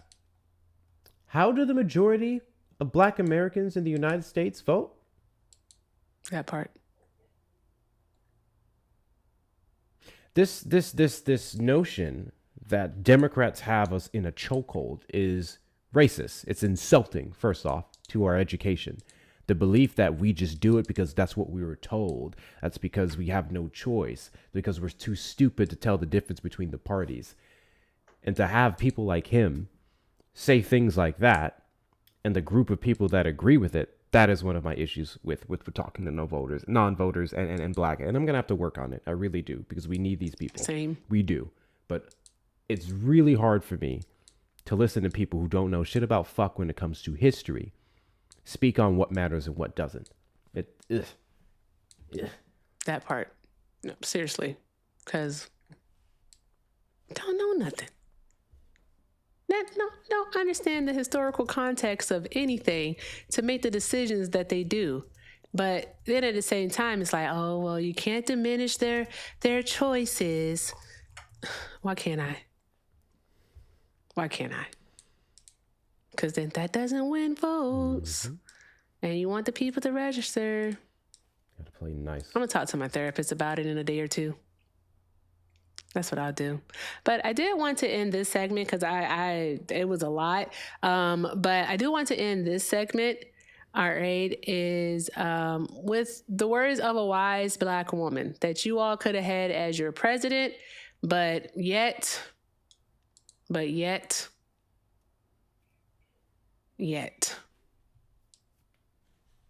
years of building a Supreme Court that is configured as we now have it, and they're about to make a decision on Section 2 of the Voting Rights Act. And I am sad to say, I do believe they are going to kill it. And that will mean that the legal tool that we have to be able to litigate in a court what are clearly racist, influenced laws to prevent certain people from voting, we're going to lose the tool that we have had before. Yep. Listen to black women. Kamala called it. She called a lot of things, but she called it. This was last week at the National Action Network, Al Sharpton's civil rights organization that he has. And Kamala was speaking, and she called it as she typically does. All right. And again, you know what? We could be in a much better position. We could be having a completely different conversations with everyone, but yet here we are. Here we are. The SAVED Act was their attempt to strip away the women's right to vote because they understood that the majority of women who are married would not be able to match their current name to their birth certificate. And then there's also some states that don't allow you to actually change your birth certificate. So that's a whole thing. So that was their attempt, but it failed. So we're just going to have to go from there. And I'm going to quick commercial break, guys, and I'm passing it off to Hector, and I'm being quiet for the rest of the pod because I talked a lot. Damn, I need a nap. Hector, I'm going to sleep. You got it, all right? No? Okay. Oh. You all so very much for being here with us for the Fun and Facts Show, your weekly news update with a twist. All right, we are streaming on both YouTube and TikTok, and as you know, we are independent political commentators and much more, and we can't do this without you, without your support. So if you like to show love, support to me, to Hector, please check out the links in our bios. We all I'm sorry, I messed that up. All right, we appreciate all of the support. Every act of kindness is greatly appreciated and definitely accepted. And again, I'm turning it over to Hector because I'm gonna be quiet for the next 30 minutes. Shouldn't take that long, but in conclusion to your point, Kamala would fucking never at that. With that being said, couple things here. So what's his name? Pete Hegseth had a little hearing in regards to Iran and the military budget. Obviously, members of Congress took it upon themselves to get information on several other things and make their digs as well. And my personal favorite was from Jason Crow. And we're going to play that video right here for you guys because it's golden. It's absolutely golden. It's a perfect example of when you have someone in a corner. And he sure was in a corner. So let me put this up on the screen for you guys. Jason Crow was questioning Hegseth on an appointee that he had in regards to his clearance and several other factors. So let me put that up here. I hate it when it automatically plays when I add it, but let me just do this. Mr. Crow. Thank you, Chairman. Mr. Secretary, I want to go in a little bit different direction. Timothy Parlatore served as your private attorney, correct? Correct. And Mr. Parlatore also minutes. served as private attorney for President Trump's campaign, correct? I'm not privy to every professional position that he's held. Well, I'll help you out. He did. And you appointed Mr. Parlatore as your senior advisor, correct? He does reserve duty on behalf of the Navy. His title is senior as an advisor. You gave him that title, correct? And I would count him as very much an advisor of mine. Yep, he travels with you, correct? Tim Parlatore has been a long-term friend. He's a great patriot. He travels with you. That's not what I asked. I reclaim my time. He travels with you, doesn't he? He travels with you, doesn't he? Correct? There's public Instagram that shows this. Just say yes. Yes, of course. Okay. He sits in meetings with you and advises you, doesn't he? He sits in some meetings on occasion. Well, he maintains a desk in an office in the Pentagon, does he not? I'd have to check. You don't know? It's a big Pentagon. You directly commissioned Mr. Parlatore in the Naval Reserve as a Navy commander in March 2025, did you not? I was very proud to do so. And when you did, because he's a Navy Reserve officer, he didn't have to go through the PPO process, the White House Presidential Personnel Office, right? He wasn't vetted by a White House PPO. Uniformed service members don't get vetted by The answer is yes. He didn't have to be vetted by a White House PPO. He didn't go through the Senate confirmation process either, did he? The answer is no. I don't know what you're getting to, but Tim is a fantastic I'll tell you what I'm American. getting to. The He does answer is great no, work. right? He does great work. Okay.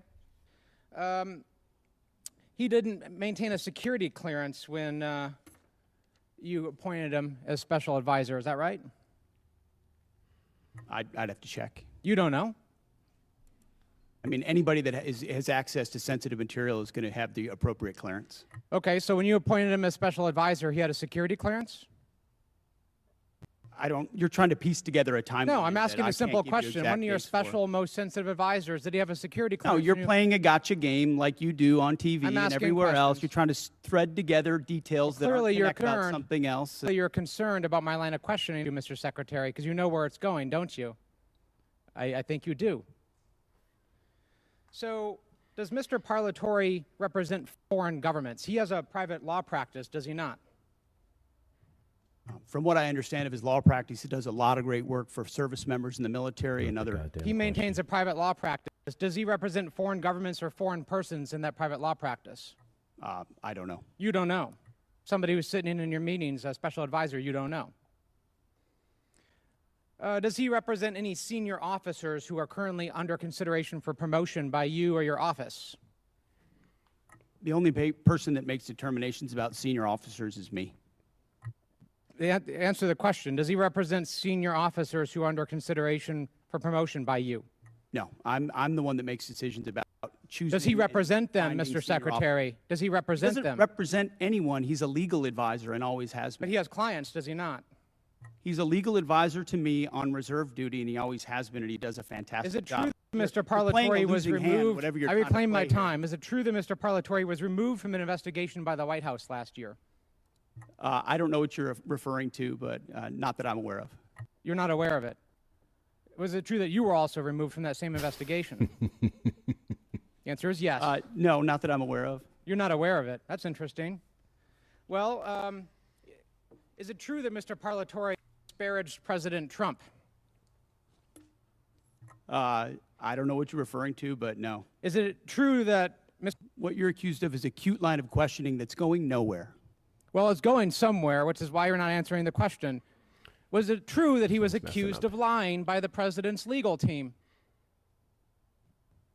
I'm not familiar to. You'd have to give me the context. Well, it's right of that here. You article want to look at and the statement from President Anybody Trump's could blow legal up team? a quote and claim it says something, and that's what you're doing in a little stunt. Secretary right Hegseth, now. what I'm really concerned about is you purport to have unfaltering loyalty to President Trump, and yet you are continuously Oh, going you care a lot I about reclaim my President Trump, time. don't you? You are This going is a behind cute his back waste of your 5 and minutes. appointing A people. huge, I reclaim cute my time. waste of your 5 minutes that I led reclaim nowhere. my time. You are Do not repeatedly pass go, going do not behind the collect the president's Gentleman back. from Colorado's Failed. time. Go ahead, Mr. Carl. You are repeatedly going behind President Trump's back, appointing people who he has accused of lying, who the White House is Gentleman's accused of time's lying. expired. And you are not being honest with The gentlelady President from Trump. South Carolina. And you are not being honest with the President gentlelady Trump. from South Carolina, Ms. Mace. Thank Nancy Mace went on to then compliment Hegseth on his amazing accomplishments and say that she had a great concern when the initial war in Iran started, but that she thought he was doing a good job in regards to how he evacuated the first 6 U.S. Members that died during an alleged refueling aircraft mission, which I don't believe. I won't get into it right now, especially with TikTok terms of service. But I want to go back to Hegseth here. Hector. Yes. Can I play the video then? Because this goes into what you have too. I don't want to commentate. I just want to play the video for the people. Yeah. Okay. Because this one goes into yours also. This is a miss. This is Hegseth talking to Smith. And let's see here. That's Instagram. Okay. There we go. Give me 1 second. Because I hate that it auto plays and then you can't rewind on whatchamacallit. It's annoying. Okay, it's all the way in the ceiling. Do do do do do do do do do do do do do.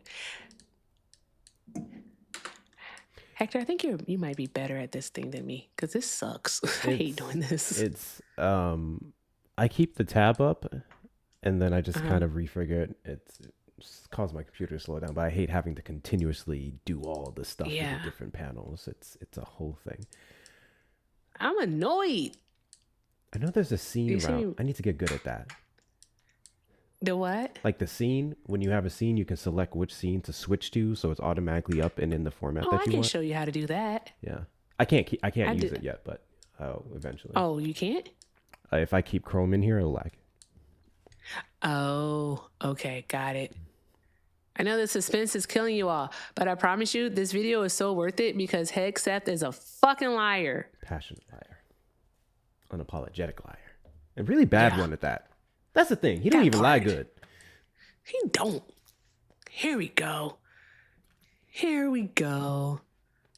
Haven't broken yet. Okay, we haven't gotten there yet for all of the... Well, their nuclear facilities have been obliterated. Underground, they're buried, and we're watching them 24/7. So we know where any nuclear material Reclaiming might my be. time for We're a watching quick it. second here. We had to start this war, you just said, 60 days ago, because the nuclear weapon was an imminent threat. Now you're saying that it was completely They obliterated? had not given up their nuclear ambitions, and they had a conventional shield of thousands of So missiles. Operation Midnight They're at the Hammer weakest accomplished moment. nothing of substance. It You're left us missing- at you're exactly missing the the same point. place we were before. So Their, much so their that we had to facilities start were a bombed war. and obliterated. Their ambitions continued, and they're building a conventional shield. All right, of let me missiles. try again. It's the North Korea strategy. You know this very well. The North I Korea know. strategy was use conventional missiles to prevent anybody from challenging them, so they could slow walk their way to a weapon. President Trump saw Iran at its weakest moment, took an action to ensure, in a way that only the United States of America could do with our Israeli partners, And yet to they ensure their still haven't given conventional up their nuclear- shield was All right. was brought One to other heel, which question, we've done. if I could get to it. So You know, I thought, at least they were Why the running fuck away you lying? from the Why you completely always obliterated thing. lying? Ooh, oh my God.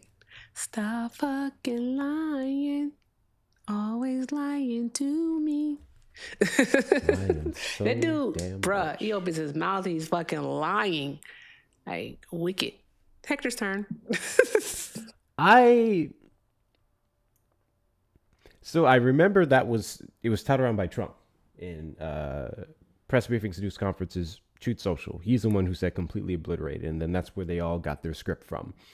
But I specifically remember that rhetoric toning the fuck down after February the 28th, to where even in these spaces here, I'm the one who's bringing up to Trump supporters. Remember when he said they were completely obliterated? And the fact that you, at this point, 60 days into the war, 61 days into this war, are still touting that around as we're over there to tackle this, like, so bad. They're so bad at this. They're so bad at this. Any cases, Extremely bad. So yes, him and that individual were removed from the investigation, a special investigation. I don't know what the hell the investigation was. I did quite a bit of research into it, but Pete Hegseth told me everything I need to know.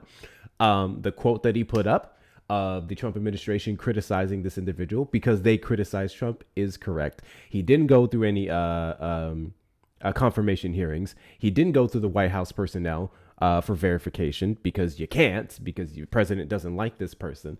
And what I found super interesting about that is clearly the base of it was more so this individual is working for you. They skipped a couple things and they're not being supported by Trump, which is weird because initially I was like, why do I care who Donald Trump doesn't support? Why do I care how they're beefing internally?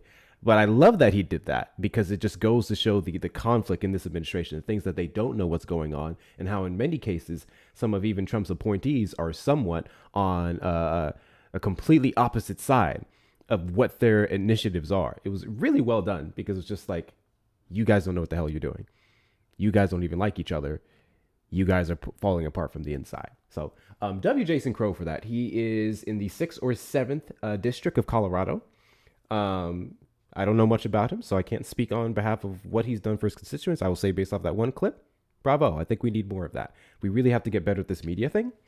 Let's keep it a buck. The Republicans are winning with the media, so things like that need to be pushed out to the exact same degree that Kamala's laugh and misconstrued clips were pushed out, in my personal opinion. On that note, I wanted to go over some of the things we were supposed to talk about with Kash Patel last week because it was so much. Yay, and Kash it's so big. Patel. And I'm going to start off with the fact that it was thrown out. Well, yes, but I'm getting ahead of myself. It was thrown around that the lawsuit that he was suing the Atlantic and what's her name for $250 million is because of their nonsense and the blatant lies and all these different things. And the Atlantic and her said, bring it on. But what was not talked about by the right, and they're literally avoiding talking about this specifically, is the fact that there was a lawsuit that was thrown out that very same day. And no one wants to talk about it. Let me put it up for you guys, okay? And this was last week. This is old news, but you really need to know it. Kash Patel sued a news pundit for saying he spent more time in nightclubs than at the office. The lawsuit got thrown out. FBI director has sued MS Now pundit Frank Figliuzzi. Because it's true. Because it's true. That part. A different argument in the case, but yeah. I always forget how to pronounce this. Figliuzzi. I'm just going to say Figliuzzi, in which this individual, he was a former FBI director under Bush, suggesting he spent more time on nights out than in the office, a remark a Texas judge ruled was not defamatory because it had clearly been intended as a joke. FBI Director Kash Patel has seen a defamation lawsuit he brought against an MS Now pundit who blah, blah, blah. Patel was incensed when former FBI official Frank Figliuzzi appeared on the Morning Joe breakfast show on May the 2nd last year and told host Joe Scarborough and Mika Brzezinski, it's a lot of words, but Brzezinski, I'm just going to say that the director had been visible at nightclubs far more than he has been on the 7th floor of the Bureau's headquarters in Washington, D.C. Patel sued Figliuzzi in June, accusing him of fabricating a specific lie arising from a clear animus, insisting, since becoming director of the FBI, Director Patel has not spent a single minute inside of a nightclub. But U.S. District Court Judge George Hanks Jr. ruled in Houston Tuesday, last week again, that Figliuzzi's remark is rhetorical hyperbole that cannot constitute defamation. That's really important. I really want to drive that point home. Really want to drive that point home. Because Republicans say all kinds of things.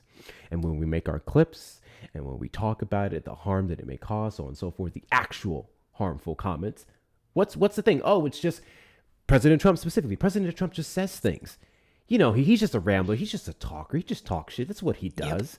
That's what he does, right? He was joking. Well, there's a difference between a comment, we've seen him more in nightclubs than in the actual FBI office, versus an entire civilization will die tonight if. Two different things. Last I checked.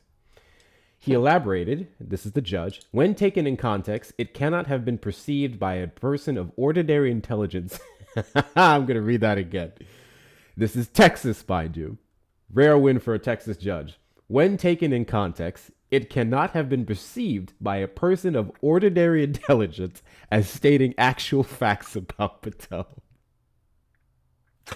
Mind you, there is a sliver of truth in the statement, not in the sense of, I guess, the degree of him being seen in nightclubs versus the office, but the fact that he has been seen in these nightclubs.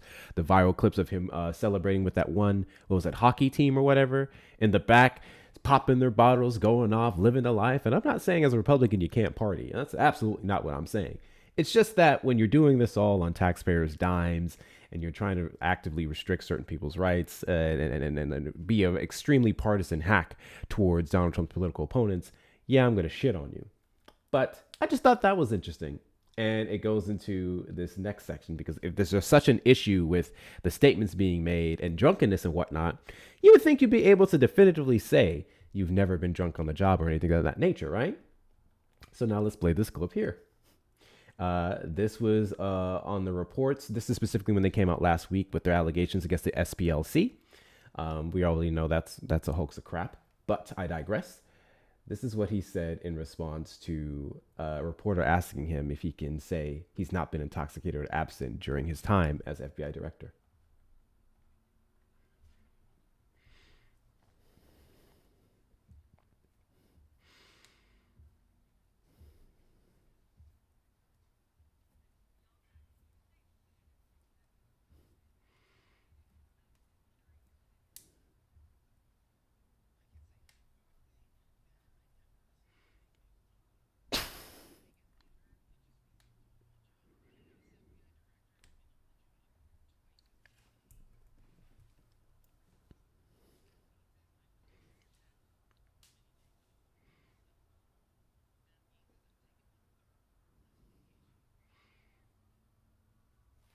That would all be based off of where you're at specifically. Like even if you're not in the office, you could be out doing an official. Anyway, I just thought it was interesting. If it's all, again, in his statement that his lawyer drawed up and sent to The Atlantic, trying to threaten them the day before they posted the article, it was all about fake news and allegations and nonsense. We'll see you in court. And where's that energy with the simple question? Can you say definitively that you haven't done this? And you can say, I can say definitively I don't respond to the fake news media. Okay. So you did that shit. I can't wait for you to get to like the best part of all of this. You did that shit. And he did it. Your best part may be different from my best part. My best part is, again, this is all last week. We forgot to go over this last week. Your best part is different, but let's go. Homeboy decided to throw out a wrench, a distraction, as we could call it, because many of these fucking people love when they're under fire to put out something that'll get the people talking, especially their base. Under pressure, FBI Director Kash Patel claims agency has evidence that 2020 festival was stolen from Trump. Quote, stay tuned this week. The director, rumored to be facing dismissal, says he has information that backs President Trump's claim that Joe Biden's victory over him was achieved by widespread fraud. FBI Director Patel, who was hit by allegations of alcoholism this weekend, sparking rumors he could soon be fired, told Maria Bartiromo on Fox News Sunday Morning Futures, we have the information that backs President Trump's claim. I can't get ahead of the Department of Justice and the president, but President Trump speaks truthfully when he says that. Stay tuned this week, he urged Fox viewers. You might see a thing or two. I don't care to read the rest. We are now in another week. This is my favorite part about this. We are now in another week. Does anyone recall specifically what was dropped last week in regards to widespread fraud? A thing or two. We didn't even get one. We are now in a whole new week, halfway through it. There's been no information put out. I was thinking, I was like, no, Nothing. no, Nothing. no. So, Kash Patel is getting desperate. I think when you have reports from anonymous sources within your department that show you couldn't log into your shit because there was an error, you forgot your password, and you crashed the fuck out, I don't think you have room to tell anyone that they're fake news or they're this or they're that. You're scared as fuck. You're probably on the chopping block, but you can at least take some comfort in the fact that it will be a woman that goes before you. What is your thing, Erica? Oh, at that same press conference, I'm not going to play it, but because I don't have it handy. But at the same press conference, when he was asked about whether or not he was locked out of his computer, remember? And Todd Blanche stood in front of him, like, to stand by his man and be like, he's already answered that question. Why do you keep asking the same question? Oh, I actually didn't see that one. It's in the papers, bro. He talks about being locked out of his computer in the fucking papers. Like, it's there. Whatever it is, whatever he's charging, like suing them for, he talks about that. Like, good grief. What are we doing here at this point? Seriously. I don't fucking know. Yeah. But yeah, guys, we're going to get that information really soon. In about Very 2 weeks. soon. In about 2 weeks, we're going to finally find out how the festival of 2020 was robbed from President Donald Trump. And my last thing here, the last thing here is going to be, this was actually posted in the Discord and I could not believe my eyes. This is going to be 3 ads. They're really short, really quickly.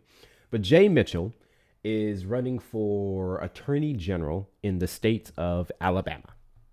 To those of you on my side, you already know how that sounds, but I want to play some of his ads that he's put out and the basis of his case, the basis of his ad, the basis of his campaign. I, for one, before I play this, I'm just going to say this. The problem that I have with Republicans, huge problem I have with Republicans, is they ran off of 2024 alongside President Trump, undoing things like DEIA. And it was all about merit. No merit, no merit. People shouldn't be chosen based off the color of the skin, what's between the legs, blah, blah, blah, but based off their capability. And then they run in the same political structure that doesn't base their qualifications, their ability to do the job off of merit. It's all based off of saying the right things that a certain base of people like, and that base of people is just faithful and showing up to the polls. So this is where the bar is set in a place like Alabama. I'm gonna play this for you guys. This is the bar.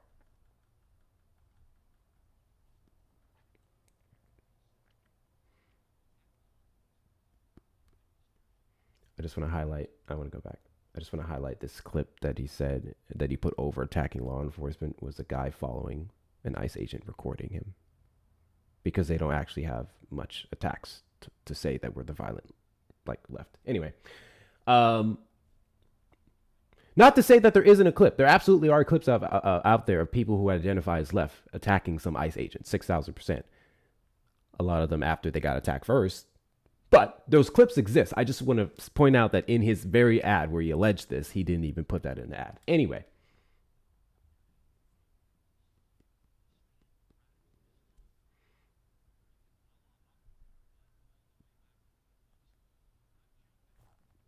What the fuck?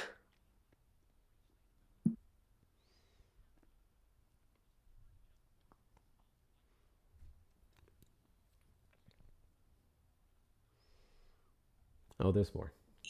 Yo, what the fuck? You can't, no, you can't. He did say that shit.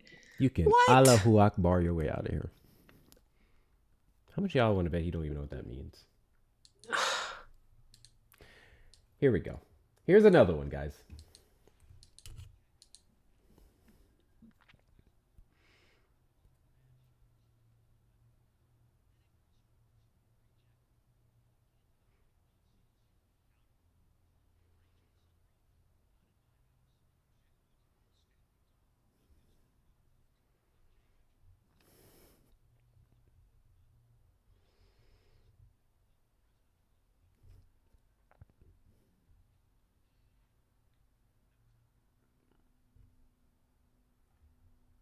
That's his entire campaign. Anti-white? He literally ran off of dunking on the libs. There's no such thing as anti-white. I want them to understand that. There's more. Oh my God, they want to be oppressed so bad. They really do. There's more. And then I'm going to play an ad from his opponent, because I'm just going to take this opportunity. No offense to you Alabamians who just the shit on that godforsaken state.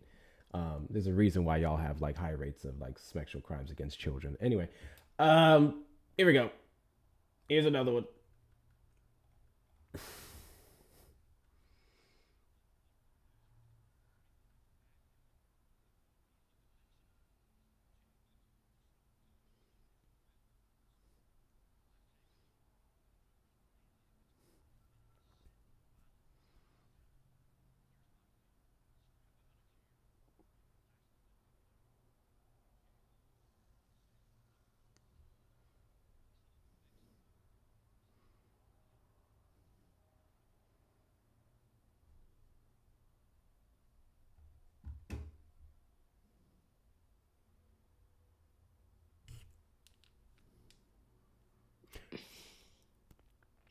Cruelty is the answer, Hector. Cruelty is the answer for these people.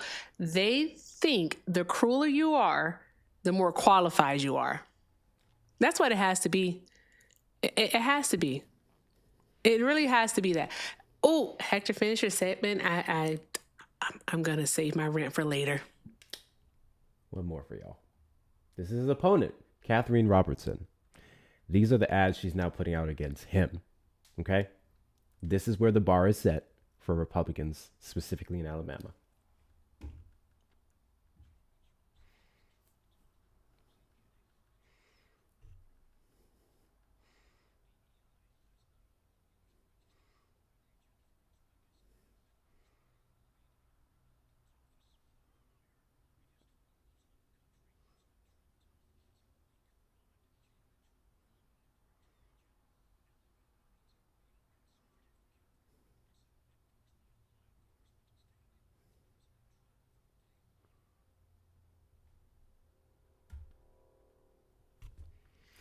I will say, it's concerning, but I take humor in it. One of the funniest things to me. Who can kiss Trump's ass the hardest? Literally. They run against each other on who's going to be the best on their knees for Trump and which one had more of a woke past. If he was a partner at a firm that promoted diversity, is the man not have any right, even if you disagree with it, does the man not have a right to get the bag? Not me defending Jay Mitchell, but does the man not have the right to get to the bag and not worry about the practices of these firms? He's only worried about what he's there for. And in regards to his Uzbekistan stunt, it was in regards to, I'm trying to remember this specifically. There was a person there he was defending because they alleged that he was being politically persecuted by the region. And he worked alongside Hillary Clinton to get that person some protection, equal protection, because no one should have the right to be, shut up and silenced by their government. That's what him and Hillary Clinton would have agreed on at that time when they advocated for this person. But because Uzbekistan is predominantly Muslim, that's the ad, that he's pro-Muslim for defending this person. That's where the bar is at for these people. So... the final thing I will say, and we'll wrap up here. I'm not commenting on this shit. Those of you who have not been seeing what's happening on TikTok with several creators, there's been a lot of silence. There is a very prominent voice for Black politics and voting that recently had his main account with over 1 million followers deactivated. Who? Both of these. Oh, yeah, he did. Yes. Yeah, Jonah. I was like, who? Yeah. Judah. Long live Judah. Yes. Judah. There we go. So the reason why I'm telling you guys this is because as a person who's dealt with his fair share of TikTok fuckery himself, I would like for us to play our part in helping him get his account back up and running. He has a backup, and that's what he's been using, and that's why we have backups as well.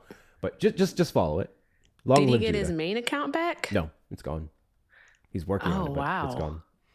You guys know him. I'm going to put his thing down in the comments. Just make sure you're following his backup because this will be his main account moving forward. He went from 1 million now to the 17K that he has. It's, jeez. I'd be hot. I'd be hot. So, whoa. Do what you can to help him out. I'm going to put his username down here and make sure you go follow him. So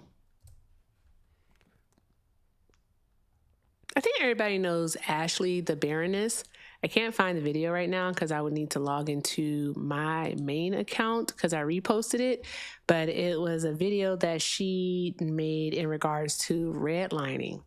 So I just want to, I want to say something really quick.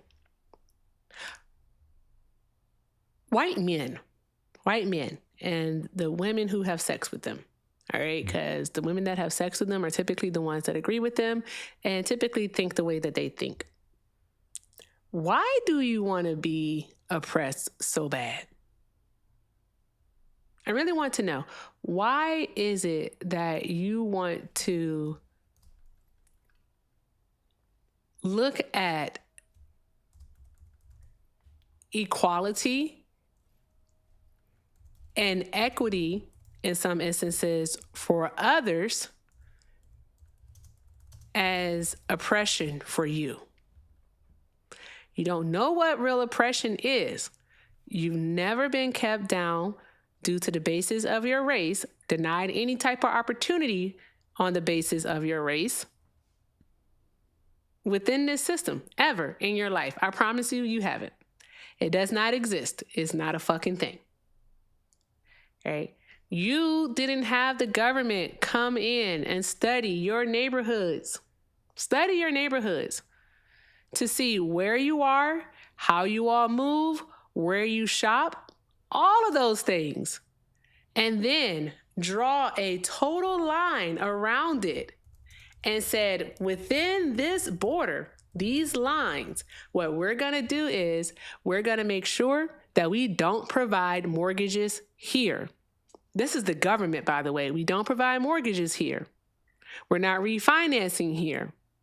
These homes are going to get a grade of D, mind you.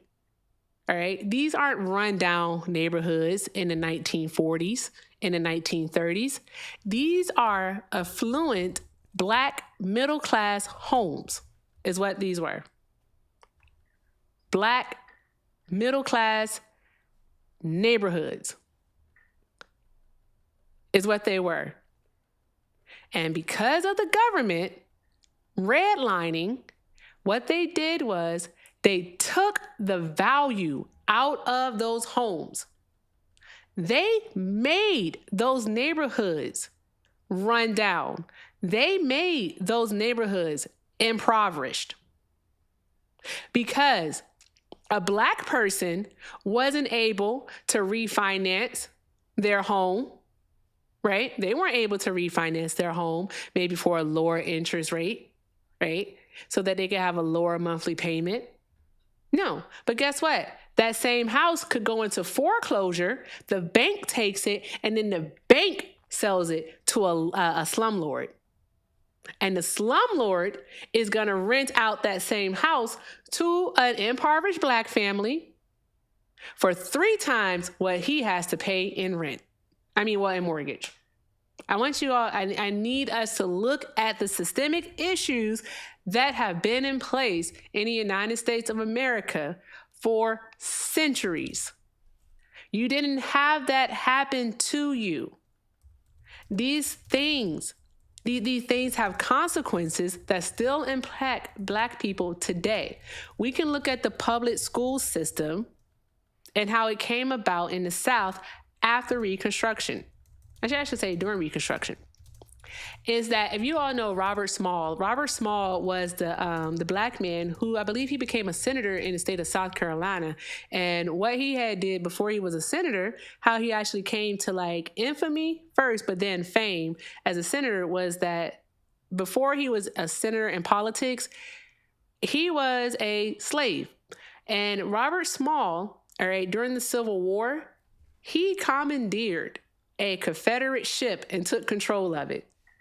Right? After the Civil War, he got into politics. He became a state senator. He worked with other freedmen of the Freedmen's Bureau. And what he did was, with the Freedmen's Bureau, he actually created what basically is the public school system down south. All right. And it wasn't just for Black people. It wasn't just for Black kids. It was for all kids. All right. Especially poor white kids. Okay. But what happened is, because they did not like success of Black people, once again, because Black people were learning to read, learning to write, so literacy rates were increasing in the South, right? Because I believe it was prior to the Civil War, only about 13% of Black people knew how to read and write. 13%, that's extremely low. And as that number continued to grow, all right, because once you know better, you do better, all right?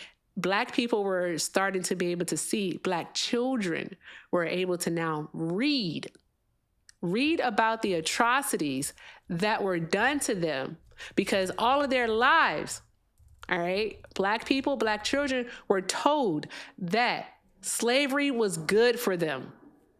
No matter how it felt, slavery was good for them.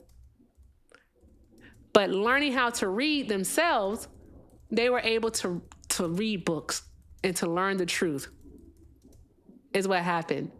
They don't want us to know the truth. And that is the fucking issue. And this whole idea that there is anti-whiteness happening simply because we are telling the truth about what has happened in this country, how Black people have been exploited and subjugated by the hands of the American government. Somehow, some way, we're anti-white. We're oppressing white folks because we're telling the truth. That's what's happening here. That's really what's happening. We're oppressing white people because we are resilient. Because Black people have been victimized within this country, but we are not victims. And I think that's what they hate the most. I know it's what they hate the most. But I think the systemic, Hector, it's the systemic issues that we literally face in like all facets of life. And it simply is dismissed because we have a demographic of people who refuse to look at history. Mm-hmm. I'm not gonna get the white vote, am I? I'm not getting the white vote. You will. It'll just be a smaller portion. Oh, okay. No. Okay. We keep pissing them off, Erica. We do. I'm tired of telling them. I'm tired of telling these people I'm not racist. I love white people. I have white friends. I can't be racist. I'm Black. Tired of it, bro. The most awesome thing happened the other day is that one of my mutuals, who is white, was on the panel and they were talking to that piece of shit, Liam. Excuse my English, right? Knock, tap the screen, y'all, right? And so they were talking to them, and Liam was just being bigoted per usual towards my mutual, right? And my mutual was like, "Look, you're being racist towards me." And then it's like, as he said it, he caught himself. I didn't have to correct him. He caught himself. He said, "Wait, you can't be racist towards me." I'm like, "You're being bigoted." And he caught himself in real time. And that's what it looks like in real time. When you know better, you fucking do better. I need people to understand that. He caught himself in real time and he fixed it. And I thought that it was fucking awesome. It was pretty fucking awesome. So, yeah, when you know better, you do better. No, we just need what you got, Hector? A couple million more of y'all to do that. Not much else. That part. But since we're at the end, I'm going to address this person who so desperately wants my attention when we're not hosting the live where they can request up, and then they're never going to request up past that point because they never do. When we were talking about Kamala Harris and Iran in regards to Hegseth, this person just kept spamming in the chat about Kamala Harris saying that our biggest adversary is Iran. Friendly reminder, there's a monumental difference between saying Iran is our biggest adversary and then lying about them being an imminent nuclear threat to the United States and the world. two vastly different things. We're well aware of what Kamala Harris said, and we're well aware of the fact that Iran could pose a threat. We're also well aware of the fact that it's the United States' fault, and any action towards diplomacy and improving that relationship is going to be what I will choose each and every single time over just blowing them the fuck up in the middle of negotiations. Friendly reminder that the little black-blue president had shit handled very well under his term, and then Donald Trump landed us here. So, yeah, there's that. Regardless, Kamala Harris would not have struck them. Better yet, fuck that. Fuck that. Fuck that. You can say, we have no idea what she was going to do, and you would be correct. But since you guys really love to do this whole leaning thing and without deductive reasoning, we can ascertain based off of her rhetoric, based off her positions, or as you guys said, she would have been no different from Joe Biden. Then we can look at Joe Biden and see that he didn't strike them unjustly, so then she wouldn't have. Literally every point leads to the fact that we would not be in a war costing us $1 billion a day over fabricated lies and a tiny orange pee-pee man's ego.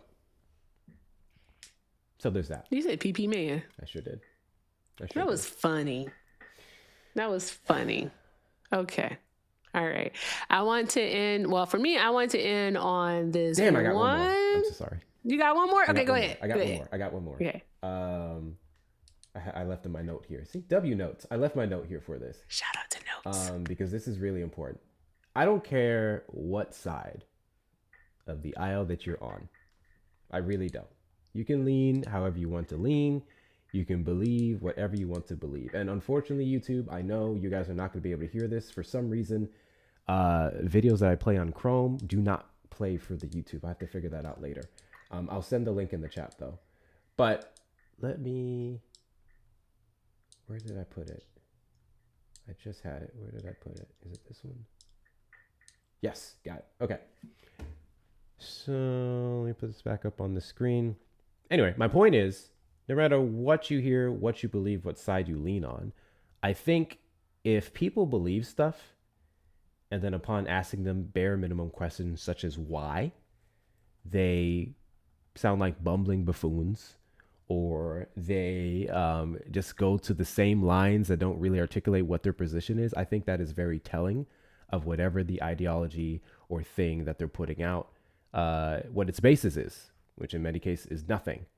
So I clearly fucking hate Andrew Tate and the Fresh and Fit Bros or any red pill incel fuck. But I don't just hate it just because. I hate it because this is what happens when you ask them simple questions. So this was at, I guess they're trying to imitate Kirk now and all these other debate pros, and they're going tent to tents on campuses, going back and forth with college students. It's forever strange how they target young people and college students, versus talking to grown people, grown ass people. Thankfully, we have smart young people coming up, but this is how this went when this individual asked them some simple questions. Those of you who are unfamiliar with not Andrew Tate, shit. I don't know the name of the Fresh and Fit fucker. This is Myron Gaines, I think his name is. Yeah, Foul and Funky. That's what we'll Myron call something. him. Foul and Funky. Foul and Funky. This is what happened. But his name is Myron. Myron. He's Sudanese, a Sudanese heritage. Okay, gotcha. His parents are from Sudan. You remember when the other one, the fresh one or Funky? You remember when he got into that whole controversy? He got the sex worker. Yeah, he got a sex worker pregnant. Sure did. After talking so much poop about sex workers, he got a sex worker pregnant, and then he disappeared. Bruh, these people never practice what it is that they preach. First of all right, they are the grifters. They're grifting. I just want to let y'all know that they're grifting. Monumental grifters. Here we go.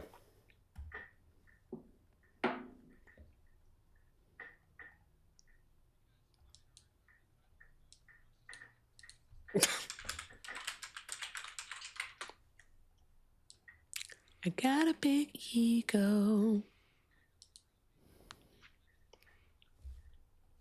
Oh shit, sorry. Hold on. I was trying to That's give me. YouTubers the link.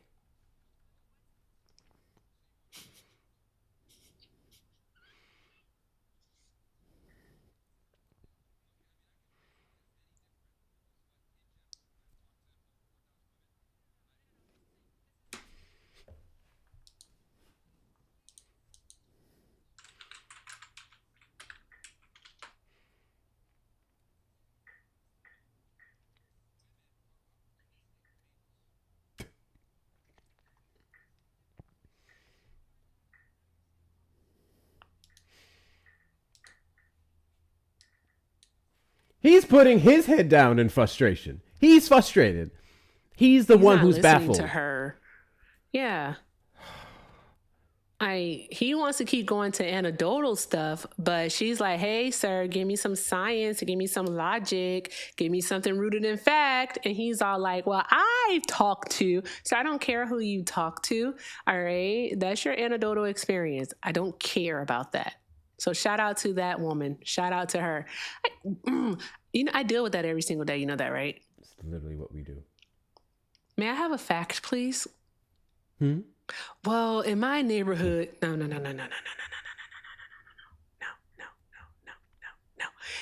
no. It's the fact that he said, I can pull from a lot of different pools, but generally speaking, went right back to the generalization. He was asked about data. He was asked about science. He was asked where he even gets his belief from. And then he just said, this is the part that killed me. Women are opportunistic maters. Because they have their lines, they have their scripts, their headline hoochies. They're things that they can say to the base, and the people who feel that way go, yeah. But it's not rooted in anything. They just say it. They just do it. And it's just that. So I think that video is a perfect example. And that was obviously about men and women dynamics and whatnot. But you can apply that to anything. Literally what we do every day. I hate it here. Those of you who watch our lives and stuff, that's all we do on a daily basis. Why do you believe immigrants are this? Why do you believe black people are this? Why do you think Donald Trump is this? And then they regurgitate their points. And I think if you can't stand on what you believe, if you cannot explain it, whether you're, hell, I would say it's even more embarrassing for some of the individuals we know that are super well-spoken. That fucker Matt Nuclear, who came up on my panel the other day, who couldn't even stay consistent on his own bigoted rhetoric on trans people. I think that is evident enough to say that Republicans are fucking dumb. Republicans are fucking dumb.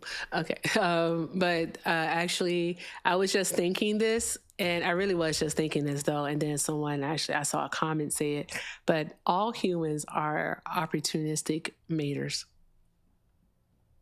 Ooh, not just women. Literally. Not just men. Literally. All.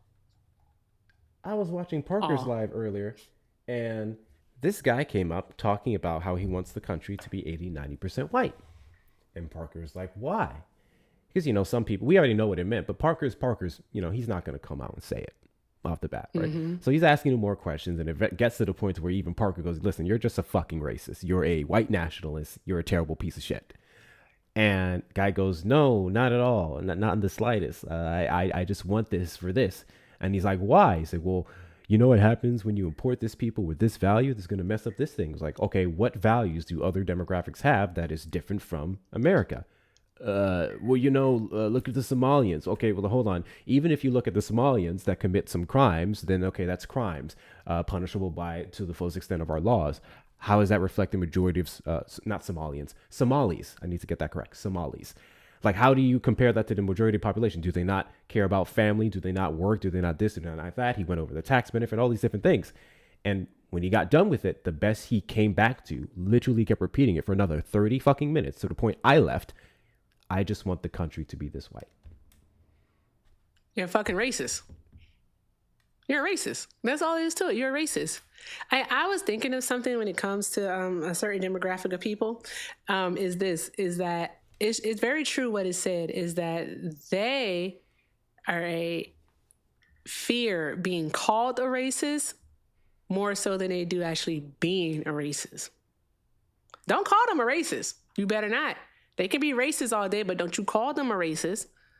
All right, because you call them a racist, all right, then what you're doing is you're putting on blast what it is that they're doing. Now a spotlight is on them, and they have to pretend that they aren't racist. Then guess what happens, Hector? It always comes out. Every time. It's so easy, too. I do it almost every single night on Mass Live. It's real easy. See, for me, sometimes, but for the most part, for me, I have to get them there. I think it's evident when they come up, and the second you just say something that, like, it's very, pay attention. It's very different with women. It's very different with black women.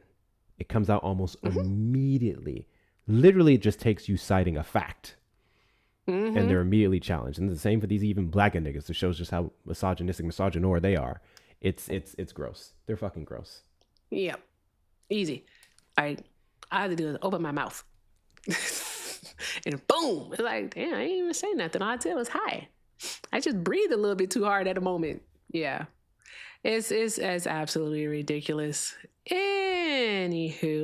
Anywho, before we end on a high note, I just want to say again, guys, thank you so very much for being here for the Fun and Facts Show. All right, this is your weekly news update with a twist, and we are streaming on both YouTube and TikTok. All right, and as you know, Hector and I are independent political commentators and much more. Like, we're both audiovisual people, we're editors, we're producers, we're also writers. All right, and oh, I forgot, Hector, we're directors because we do camera people stuff. Oh my gosh, we do it all. We do it all. All right. I'm putting it all on my resume too. All right. So with that said, y'all know that we can't do this show without your support. And so if you would like to support me, support Hector, please check out the links in the bios. We appreciate all of the kindness, all of the love and the support, because again, as you know, everything's appreciated and most definitely accepted. All right. With that being said, I'm going to say this: Black people's labor ain't free. Sure ain't. There's that. But yeah, here's the fun part, guys, because I said I was going to end on a fun note. This is funny. You don't have any? Oh, well.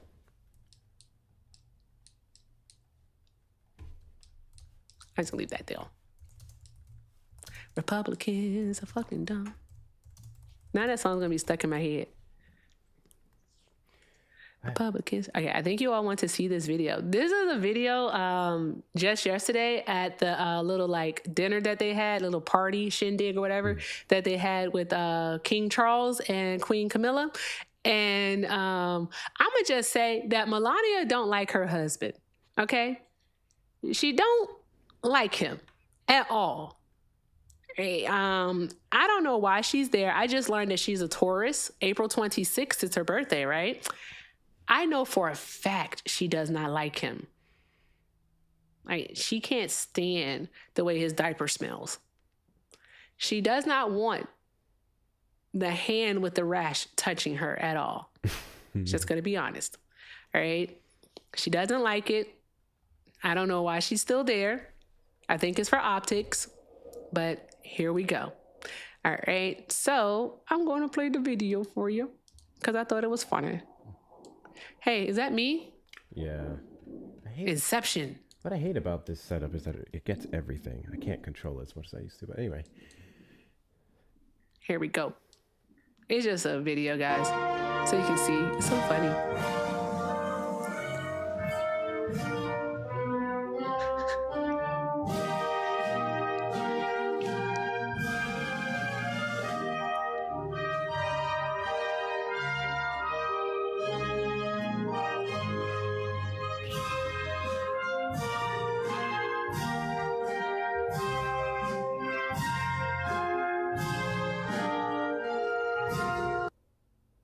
Oh, wait, it didn't show the part that was important. The hand pull away? Yeah, did it show the hand pull away or did I miss it? Yeah, she pulled away. Oh, okay. Y'all saw it? Okay, Yeah. great. Did you see her face? Mm-hmm. She looked back too. She like, make sure nobody pulled away.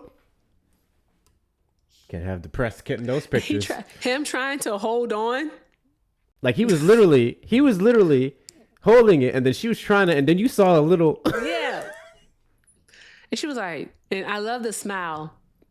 The smile. With love like she that, hates him. Give me hate. Yes, like please, may that type of love never find me. Ever. I don't want it. I don't want it. I don't need it. Yeah, no, thank you. Sound like one of them old heads. That's what marriage looks like. No, the fuck it doesn't. But yeah, yeah, that's what it looked like. And yeah, no, thank you. So, no, thank you. I'm good. All right. So let's see here. Doom, doom, doom. What are we about to do now, Hector? I'm about to read some thank yous. Okay, bet. I always forget to do this in the PSAs that we do, but we only read the thank yous in the middle. Obviously, we've been live for 2.5 hours. Some of the same people aren't here, but we thank each and every one of you for your support. W's, thank you so much, Emily, for the 5 on Venmo. Love the Fun and Facts show. Appreciate y'all. You know what? I've come to love it too. I'm gonna keep it $1.50 with y'all. This is all Erica's idea. What Well, that too. But this is all Erica's idea. I was initially resistant about it. Erica's like, we'd be great. And I was like, you're right, but I don't want to do it. And then she made me do it. And I was like, fuck it, why not? And now here we are. And I actually do thoroughly enjoy this on Wednesdays outside of being late just about every Wednesday because I don't respect time. Hector, what did we learn? Always listen to Erica when it comes to shows. Yes. I'll take that. I'll take it. 97% of the time. W's. Thank you so much, Emily. Thank you so much, Emily. And thank you, Mark, for the 5. Those who feel Democrats have a chokehold on the black vote seem like they'd rather the GOP have it instead. That's all it is. It's a control thing. That's it. Same thing with the SAVE That's Act. Same thing with it. everything else. They just want to be in control of things. They don't really care about Democrats having it or the way that they mishandle it, because we can admit they do 6,000%. Yep. It's not about that. What they fail to see is that if both parties appeal to all, we wouldn't have that problem. You know what, Mark? Thank you for that. That's a really good point. If both parties appeal to all people, you wouldn't have to worry about black this, white this, whatever. If we voted on behalf of universal policies that the majority of Americans agree on, such as universal health care, paid family leave, cutting off our relationship or significantly restricting our relationship to Israel, so on and so forth, then you guys wouldn't be so busy viewing things from a black and white lens. So there's that. Someone said Erica's right about everything. So there's that. Always. Thank you so much, Mark. And to the super chats, thank you to the YouTubers. Melvin for the 5.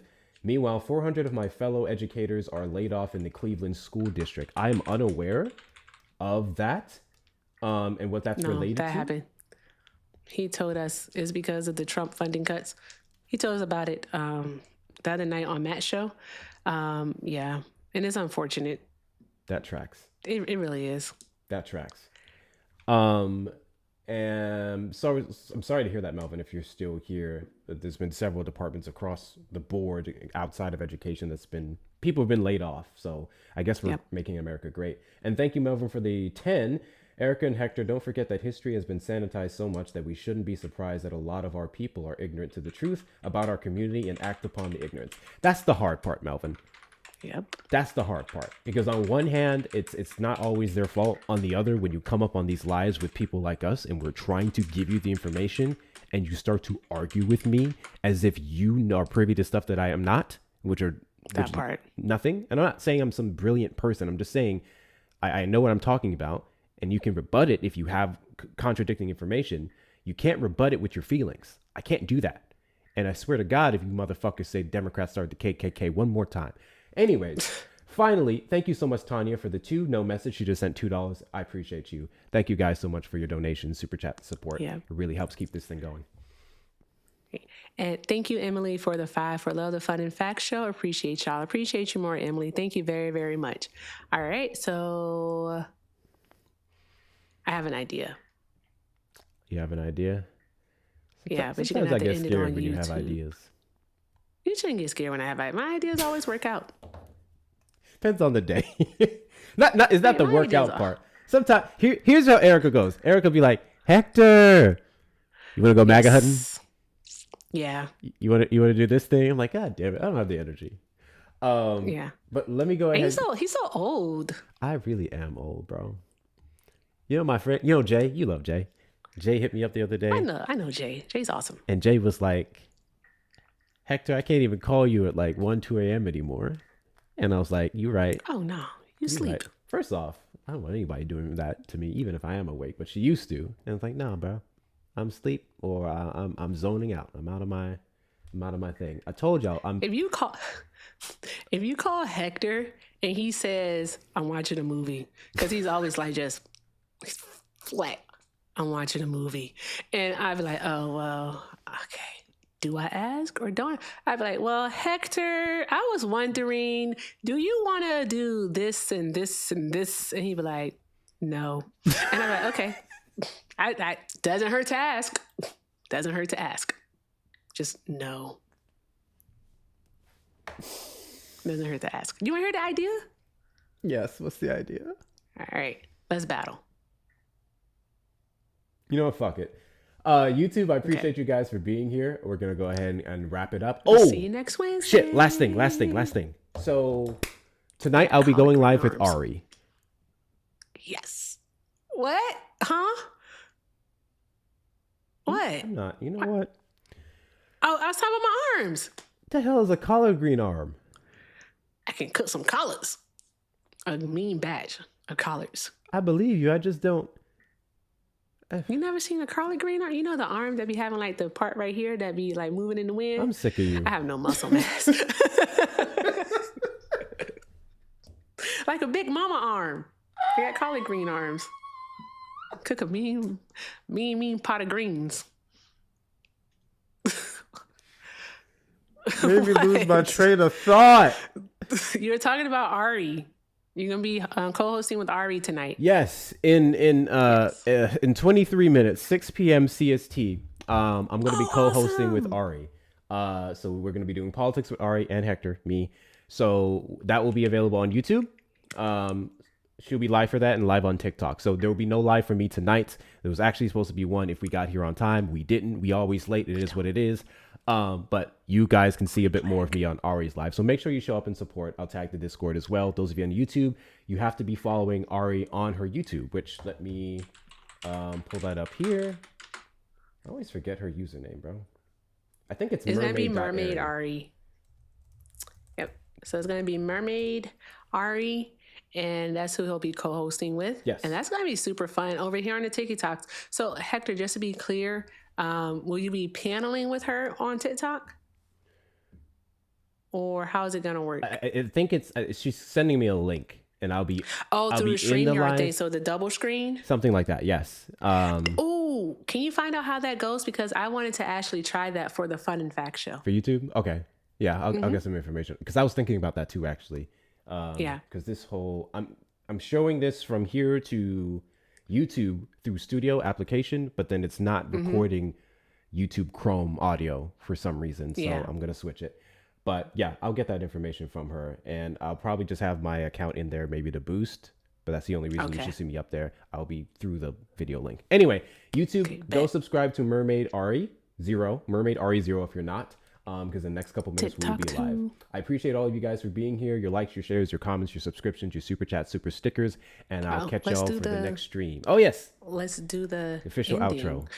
Yes. All right. Well, once again, guys, thank you so very much for joining us for the 20th episode of the Fun and Fact Show. All right. Again, I'm Erica Shante. You can find me on all social media platforms under that name. That's the Tube, TikToks, Instagram, and Twitch. And again, remember, I'm the fun. And I'm the facts. There we go. I don't know why the fuck I did it that way. I'll see y'all later.